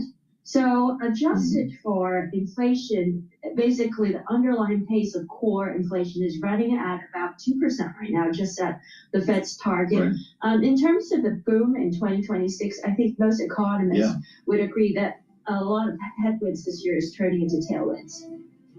Tailwinds, says Anna Wong. Take heart. Anna, thank you for your read on the jobs market. All right, we're going to go to Scott News about London dying. Please go to my store, the-studio-reykjavik.com. Get the ashwagandha root. This helps to control your cortisol levels and your blood glucose levels. When you do that, you're improving your immune system and you're helping your cardiovascular system. Take it every day. And also turmeric. Soaks up free radicals and brings down inflammation. When you do that regularly, you're helping your immune system. You're also going to recover quicker if you're not feeling well because of the cold season. And if you take turmeric while you work out, you're going to recover from your workout. So please go to my store, take the turmeric, take the ashwagandha root together. This will help with your cardiovascular health. Because remember, I said that by bringing down inflammation, you're reducing plaque formation, and also bringing down inflammation helps your immune system. Okay, let's listen in on how London is dying. Is former Reform UK candidate Myron Central Nathan. Myron, thanks for joining us as always. I want to play you a little clip from Rupert Lowe, where he's basically saying what I heard from many people, that London is dying. Have a listen, Myron. I think London actually is quietly dying. I mean, when I was young and I was in London during the 80s, London was booming. And everybody wanted to be in London because it was free, it was entrepreneurial, it was the place everybody wanted to be. And Myron, I was there in the 80s, and that's exactly what it was all about. But Myron, is London dying, and why? Yeah, well, I think I agree with Rupert Lowe. London is dying. I mean, London is the capital city of Britain. It should be the crown jewel, representative of Britain. But I think it's primarily dying, and sorry to say the old cliche, is mass immigration. I mean, London is 30% white British. Now, people might say, why are you focusing on ethnicity? But the white British is a marker, is a reference point for culture. And when you have mass immigration, you at this level, and you have the white demographic declining, you effectively have a cultural apartheid that develops. You don't get a melting pot where everyone comes together as one cohesive society. You have one part of London dominated by one ethnic group, and another part dominated by another ethnic group. And so what happens is you have a low trust, divisive society. So I think that's primarily the reason why London is dying. Added to that, there's about 500,000 illegal immigrants in the black economy working around in some way, at least that number. And so you put that all together, combined with things like social housing. Half of social housing has been attributed, that's government housing, attributed to people who are, where the lead has been born abroad. So effectively, what you have is that London has in some way been almost extradited away from Britain itself. And then there's high crime, 80,000 phones stolen last year, knife crime soaring as well. A pint of beer is around £8, which I think is about 16 Australian dollars. You piece this all together, and this is why London is dying. And you might say, why is Sadiq Khan always getting elected? Why is he still ruling over London? Well, I'll say the answer to that is it's because whenever he gets pushed in a corner about all these issues, he plays the diversity card, he plays the race card with the Islamophobia card, and that plays to the demographic of London. And that's something that Trump brought out earlier, that when a demographic changes, eventually you elect a leader who supports demographic change, and it's not really representative of what I would say Britain should be. James. Myron, I really want to dive deeper into this question. We're going to talk, about some of the really hideous cases and accusations against some people in migrant hostels and places like that have really made the headlines. But more broadly, there's a bigger issue here, and this is, the progressive left, not just in Britain, but in Europe and in America and in Australia. They have been told by their constituency for years, if not decades, please do something about migration. And yet, if they did that, they'd all be in power. They could do whatever progressive stuff. They'd have a huge mandate to do other progressive, lefty, stuff economically or whatever. Why can't the left get it through their skull that this is what the people actually want? What is so threatening to them about the people who actually live in their countries that they want to have somebody else come in? Well, I think some of it is complacency. Some of it is about economics. I think Thatcher was a great prime minister, for example, but what Thatcher did was she made conservatism all about free market economics and not about culture. And so that got lost. Tony Blair then carried on the mantle, and he effectively said, "Do you know what? We want cheap labor." And we become a drug-addicted economy, addicted to cheap foreign labor. So that's the first thing that happens with the Treasury coming in. The second thing is, I think that the left don't want to admit some underlying truth, and you touched upon this earlier in your earlier discussion, which is that not all cultures are the same. And Donald Trump recently brought up this idea of targeting the Somali community. Now, you may disagree with some of the rhetoric that he used, but the main thrust of his point was, when you're dealing with a national situation with border control, you have to discriminate country by country based on cultural norms. If you have a country like Afghanistan or Sudan or Iraq, which normalizes child marriage, is it a good idea to bring in young or allow tens of thousands of young men to come into your country and freely roam around? Is that a logical thing to do? So in my opinion, culture has been relegated below economics, but I think culture should be above economics and even at the level of national security. I think that's where the left have gone horribly wrong. Byron, there was a very high-profile case that just concluded in the UK. 2 Afghan nationals, asylum seekers, who were convicted for raping a teenage girl, and was the evidence in the trial and the commentary from one of the defense lawyers, which was really interesting, about those cultural differences. And he said that was part of the reason this crime occurred. And then we've got people who come here who are not used to women having equal rights. This sort of thing is almost inevitable. Tell me about that case. There was some footage that was released that was pretty harrowing, and there were fears that that footage could spark riots. Yeah, I mean, these were 2 Afghan, apparently children, who actually targeted a lone girl who managed to get separated from her friends. She appealed for help. Unfortunately, she didn't get the help, tragically, and she was raped, as you said. And I would just add that this is a daily occurrence where we are having illegal migrants who are being housed in taxpayer-funded hotels, who are allowed to roam the streets from the countries I just mentioned, Afghanistan, Sudan, Eritrea, and so on. They're allowed to roam the streets. And what's happening is, on a daily occurrence, we're having some form of rape, murder, or sexual assault. And under any normal circumstance, you would be calling a national state emergency. But the Labour government are largely silent on this whole issue, even though it's happening on a daily basis. So there is an element of absolute helplessness. We're going to start seeing this happening in New York City because of Mandani.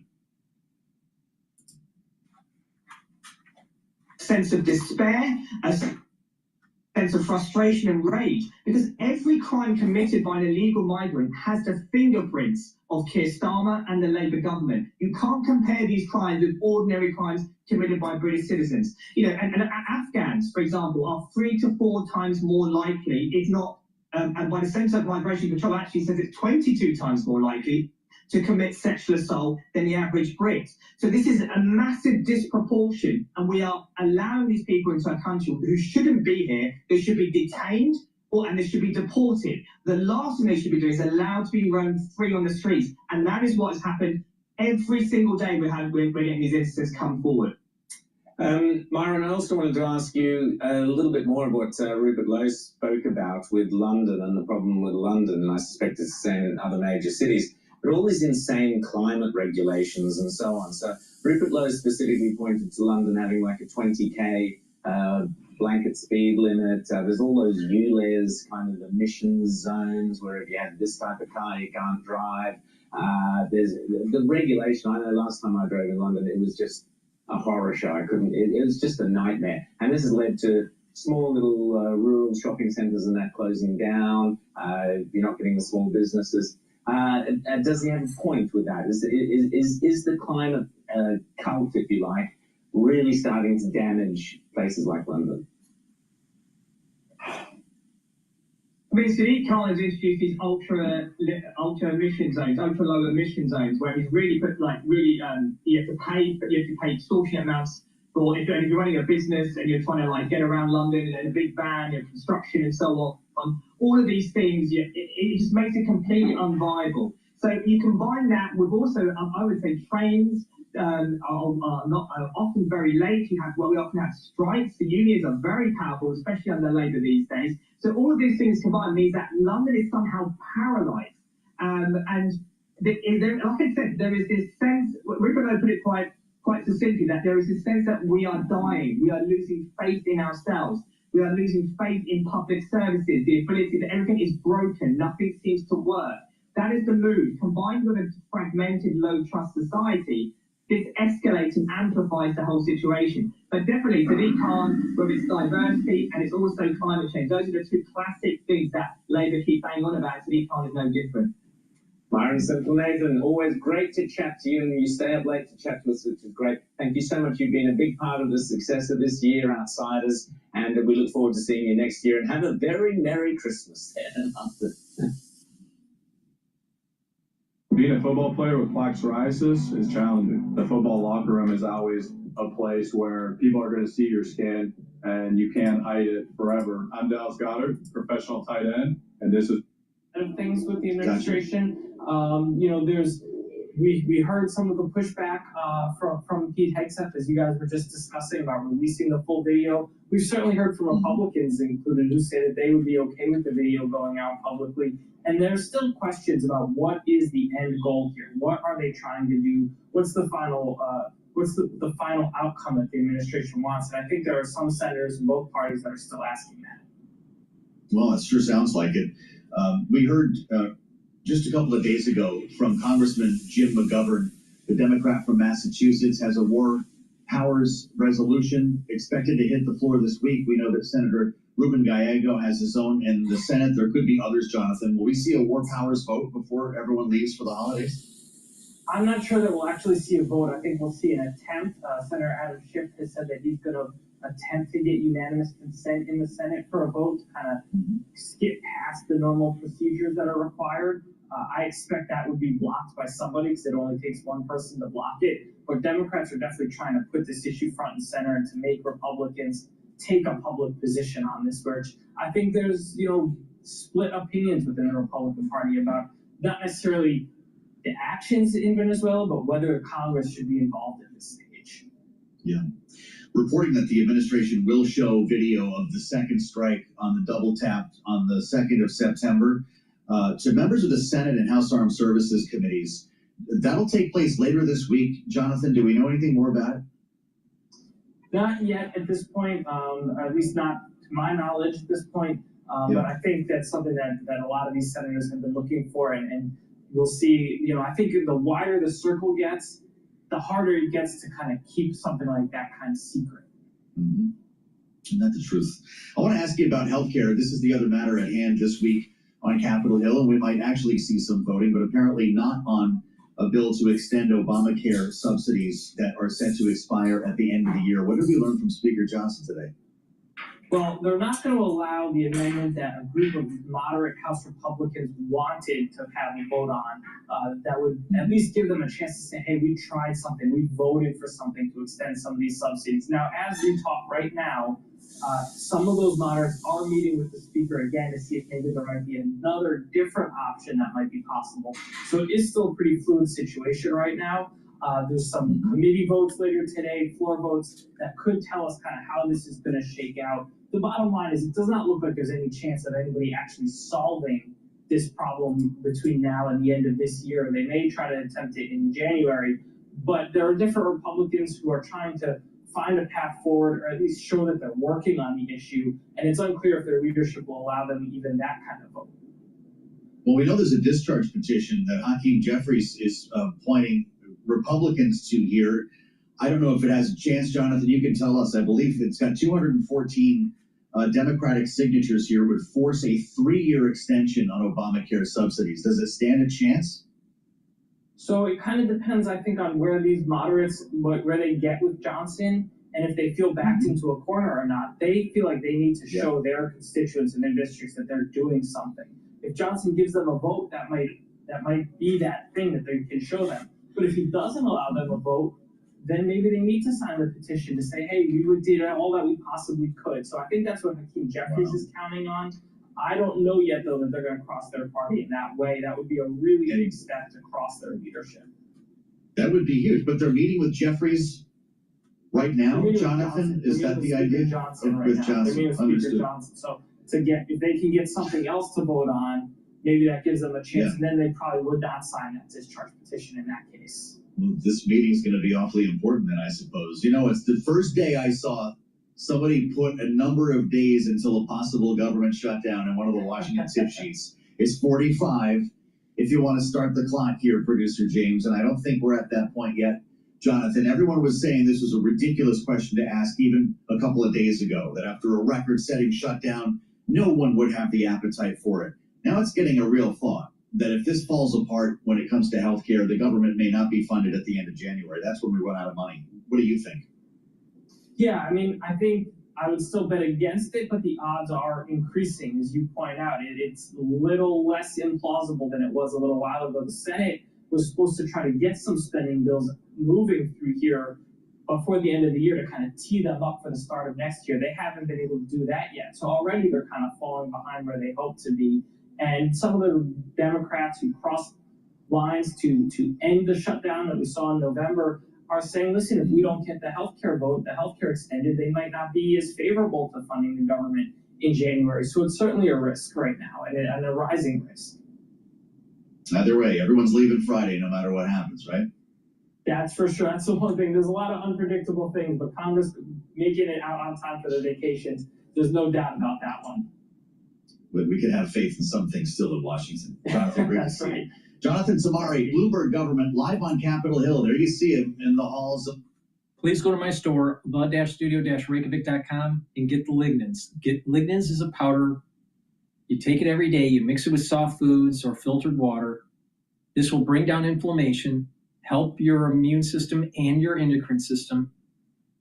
And when you bring down inflammation, you're also helping your cardiovascular health and helping the health of your neurons. By bringing down inflammation at the neuron level, you're maintaining the myelin sheath, and that will help with cognition, the speed of your thinking, and memory recall. Please go to my store, the-studio-reykjavik.com, get the lignans, soak up free radicals, bring down inflammation, super important.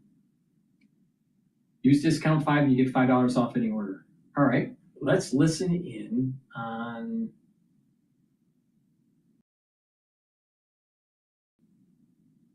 let's see. We're going to listen to the Bloomberg podcast on U.S. payrolls. No matter what's on your plate or on your mind, the UPS store wants to guarantee this holiday season has more. With our pack and ship guarantee, your items arrive safe or your money back. For every Wrigley holiday, visit the UPS store today. I think, Tom, for me, the unemployment rate ticking up to 4.6, as we said in the preamble. I think that's going to get attention of investors and policymakers. I think you see that move in the bond market already.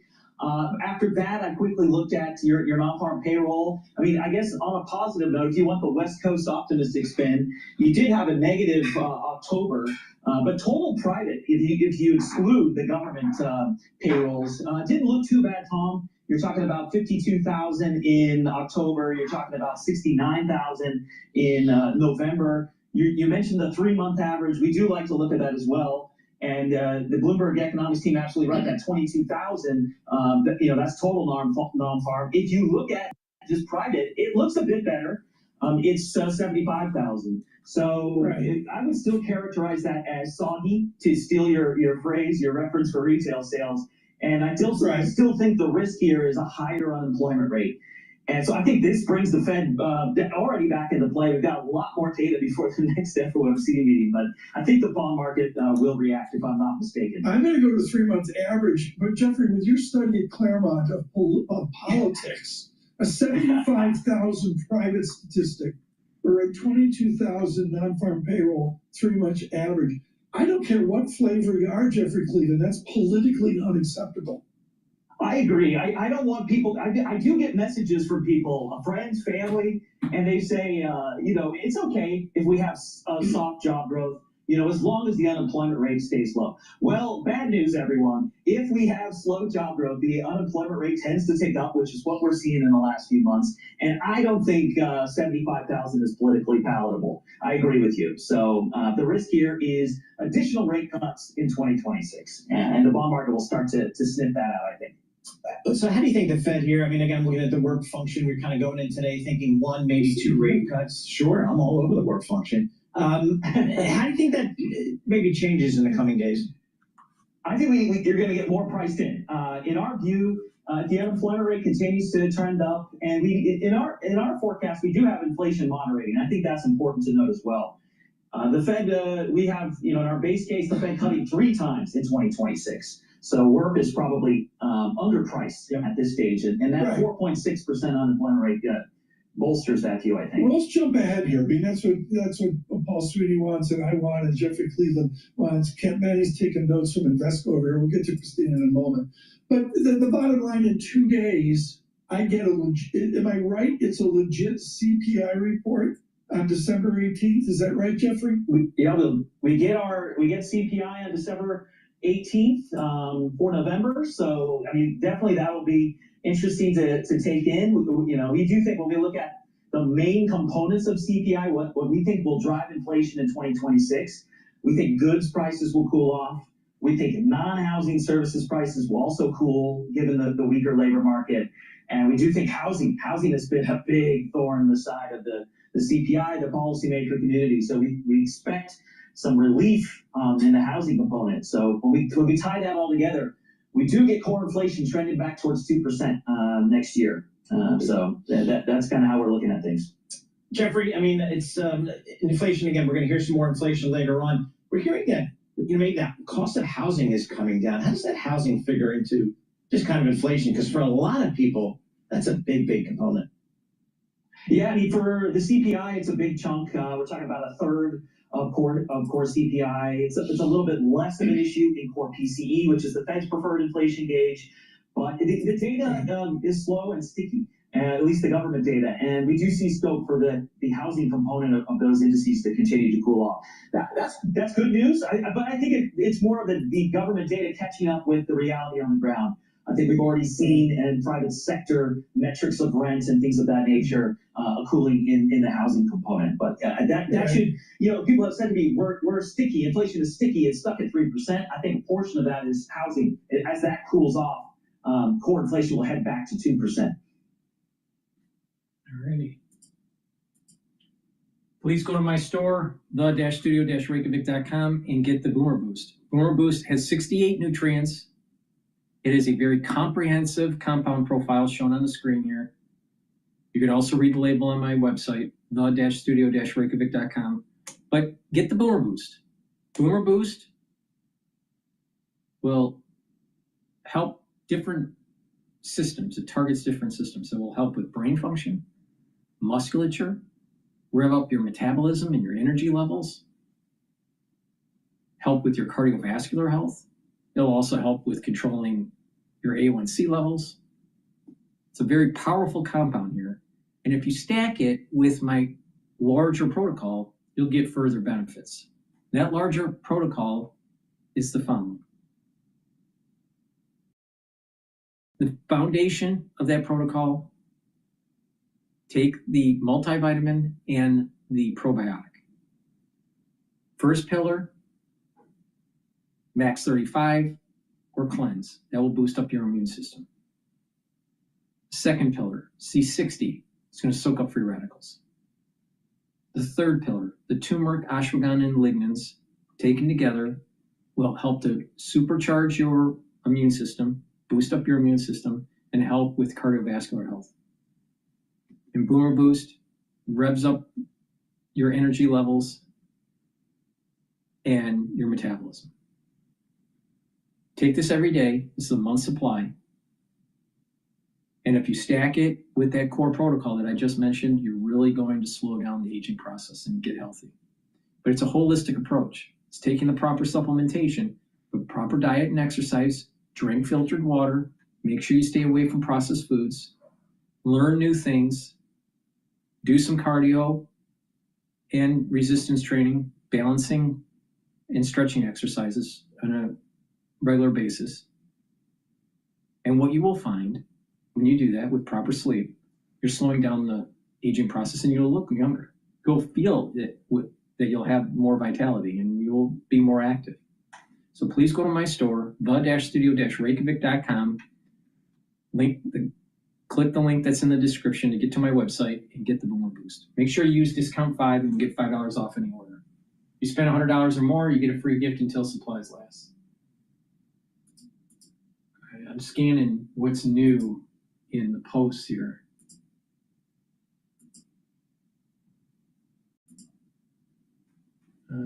No, let's see here.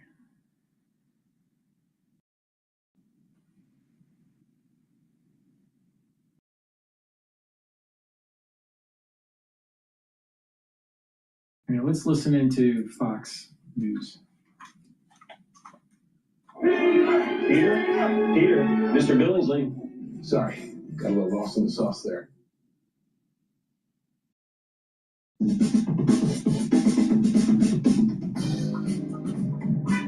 Comments.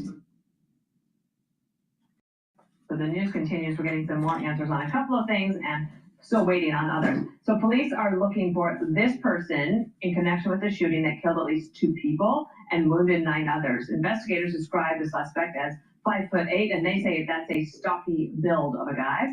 The FBI announcing a $50,000 reward for any information leading to an arrest. So now that lack of an arrest is prompting a lot of frustration in Providence, as you can imagine. Police say they're doing everything they can in their power to bring this search for a killer to an end.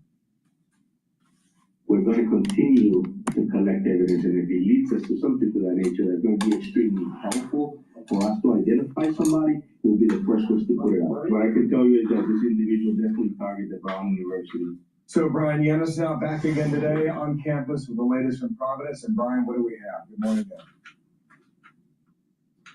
Bill, good morning. Investigators still don't know why the gunman chose this particular classroom inside the Barris and Holly Engineering and Physics building behind me. They don't know where the gunman is. They don't know who that gunman is, but they insist that they are making, quote, steady progress in identifying the shooter. Let's take a look at these new videos. Providence police releasing new surveillance videos showing the clearest pictures yet of their primary person of interest walking nearby at 2 p.m. Saturday, just 2 hours before the shooting. Police don't know why he was walking around. The man is seen wearing a dark beanie, a surgical mask over his face, and a dark two-tone jacket. He's just walking almost casually. At one point, he stops and turns and looks around with his arms behind his back.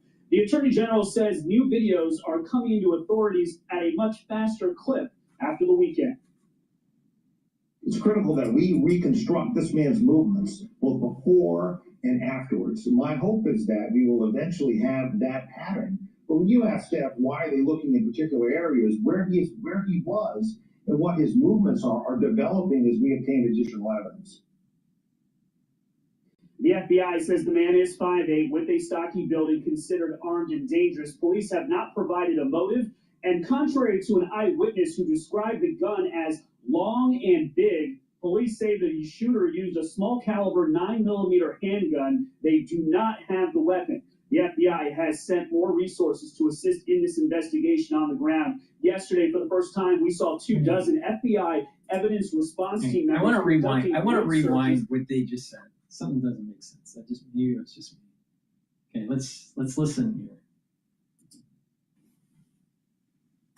here. As we obtain additional evidence.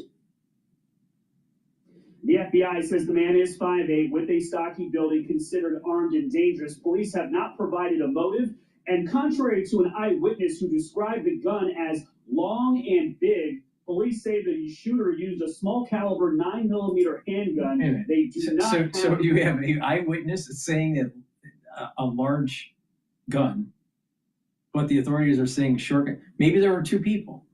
Maybe that's the issue. Maybe he had 2 different weapons. What?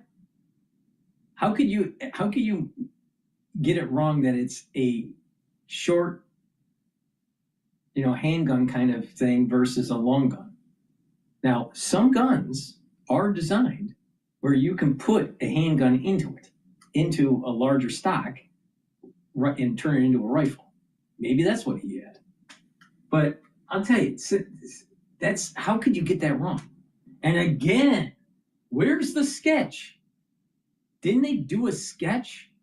Didn't they ask students that saw what happened, what did you see, so they could put the sketch out? Why not? Why not? That's what they used to do in the old days. You know, before the iPhone.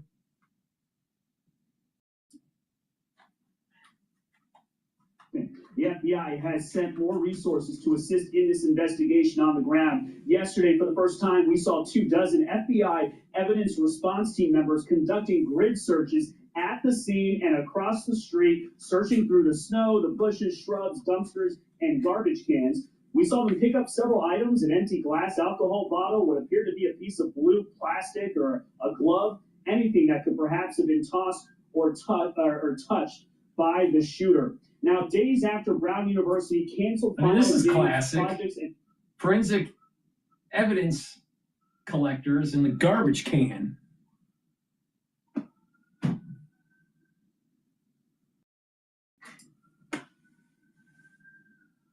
And essentially encourage students to go home. Brown University is now asking students who are inside this building behind me the day before and of the day of the shooting to come forward for police interviews.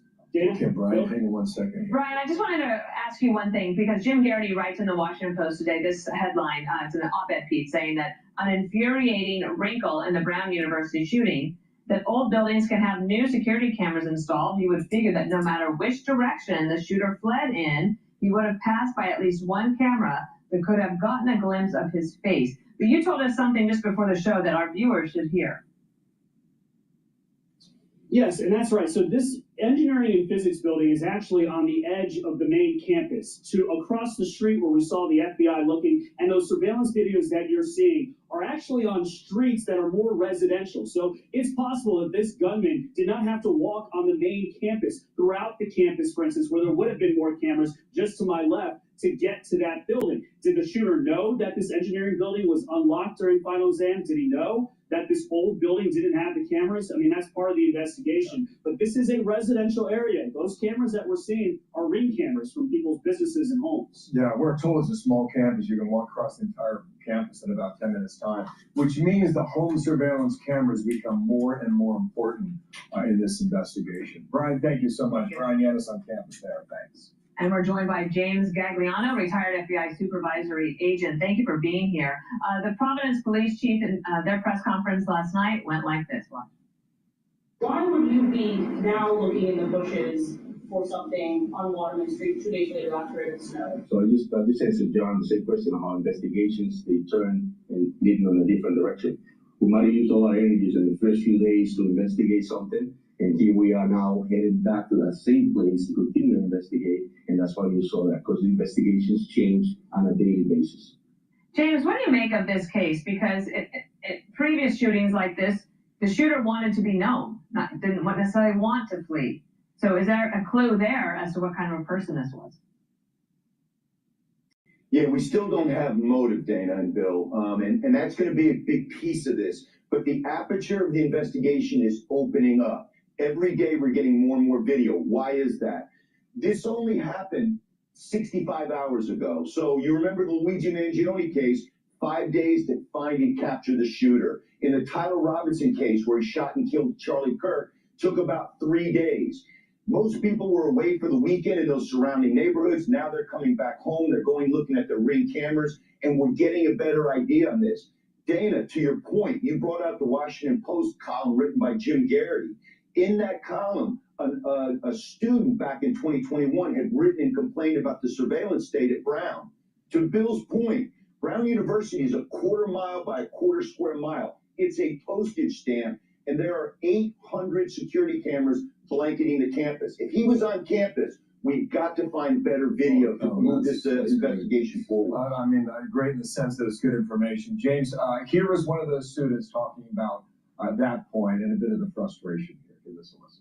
When the shooting happened, it took 4 hours to get even a single video of the perpetrator released. And the fact that we're in such a surveillance state, but that wasn't used correctly at all. It's just so deeply frustrating. So I understand that young woman's point there. I think it's valid, but I also think it reflects a certain expectation that we have come to have in all of us. Like in the digital age, we expect this to be instant, and it's just not that way. Answer that question, then I still believe it's the video, the way he walks, or the short description we had that's going to give him away, and somebody's going to come forward. Go ahead, James. Yep, you're describing the law and order narrative where people are so accustomed, Bill, that everything is in a neat 1 hour package. The first half is the investigation, the second half is a successful prosecution, and you're done. It's made for TV. These things take time. This case is going to be broken down on forensics and on the fact that when you watch the video that we've got up there in the right corner, you watch that video. This individual does not look like someone that resided in that neighborhood or area. He looks like he could be possibly searching for someone or something. He doesn't look comfortable. Could he be casing it? Absolutely. But as we get more and more videos, somebody is going to see something that's going to lead to it. One last thing. Be careful here. Rhode Island, again, is a tiny state, but it's also got I-95 running through it. You've got Massachusetts and Connecticut, contiguous states. You could get out of there very quickly. But in a lot of instances, we find these guys close to where the shooting and the murders happen. And that's what I think police are keying on. Look close first and then expand the aperture out. James, can I ask you a very quick question? They're telling me we got to go, but I want to ask you. When this first happened, initially in custody was a person of interest. And then that lasted for about 9 hours or so. During those 9 hours, were investigators looking for somebody else, or did they think they had their guy? You have to look for somebody else. You can't let confirmation bias mess with the investigation. Dana, I'll say this. Picking someone up who's a person of interest, you can make a brief investigative detention of someone on reasonable suspicion. They picked this guy up and brought him down to the station. That is arrest. That is a custodial interrogation. Different set of circumstances, but no, I don't believe that law enforcement folded up their tents and just focused there. You got to follow the evidence bereft of fear or favor, and I think that's what they're doing now. James, thanks for coming back on here. Terrific. Yeah. Thank you. We'll keep in mind the amount of time that's transpired, which hasn't been a ton. James, thank you. Want even more Fox News on YouTube? Become a Fox News Patriot today. Click join to find out how. Please go to my store, the-studio-reykjavik.com, and get the C60. You can get it in avocado oil, extra virgin olive oil, and MCT coconut oil. You can get it in a 2 ounce, a 4 ounce, or an 8 ounce configuration. It is cheaper per ounce in the higher ounce configuration to save money. Now, take a teaspoon a day every day, preferably on an empty stomach for best absorption. It has to be in a lipid. That's why it's in an oil for proper absorption. And what this will do is soak up free radicals. It's 1,000 times stronger than vitamin C. Molecule of vitamin C compared to 1 molecule of C60. Now, it soaks up free radicals, brings down stress in the cell and in your tissues. The mitochondria will be healthier. You'll have more ATP. You'll have lots of energy. The cells will perform better. The tissues will perform better. Therefore, your organ systems will perform better over time. Your immune system will be boosted up. Your endocrine system will perform better. At the neuron level, your neurons will be healthier. And over time, you'll have better positive neuroplasticity, so you're going to be thinking faster. You'll have better memory. In addition, at the vascular level, by soaking up those free radicals, you're reducing the concentration of oxidized LDL, so you're reducing plaque formation. So C60 helps with your cardiovascular health. In addition, C60 also helps the basal layer of your skin, soaks up those free radicals, and it allows for your cells to be healthier as new skin cells are produced. This stacks really well with resveratrol, especially for the basal layer for your skin. You will start feeling the effects of taking C60 within 2 months.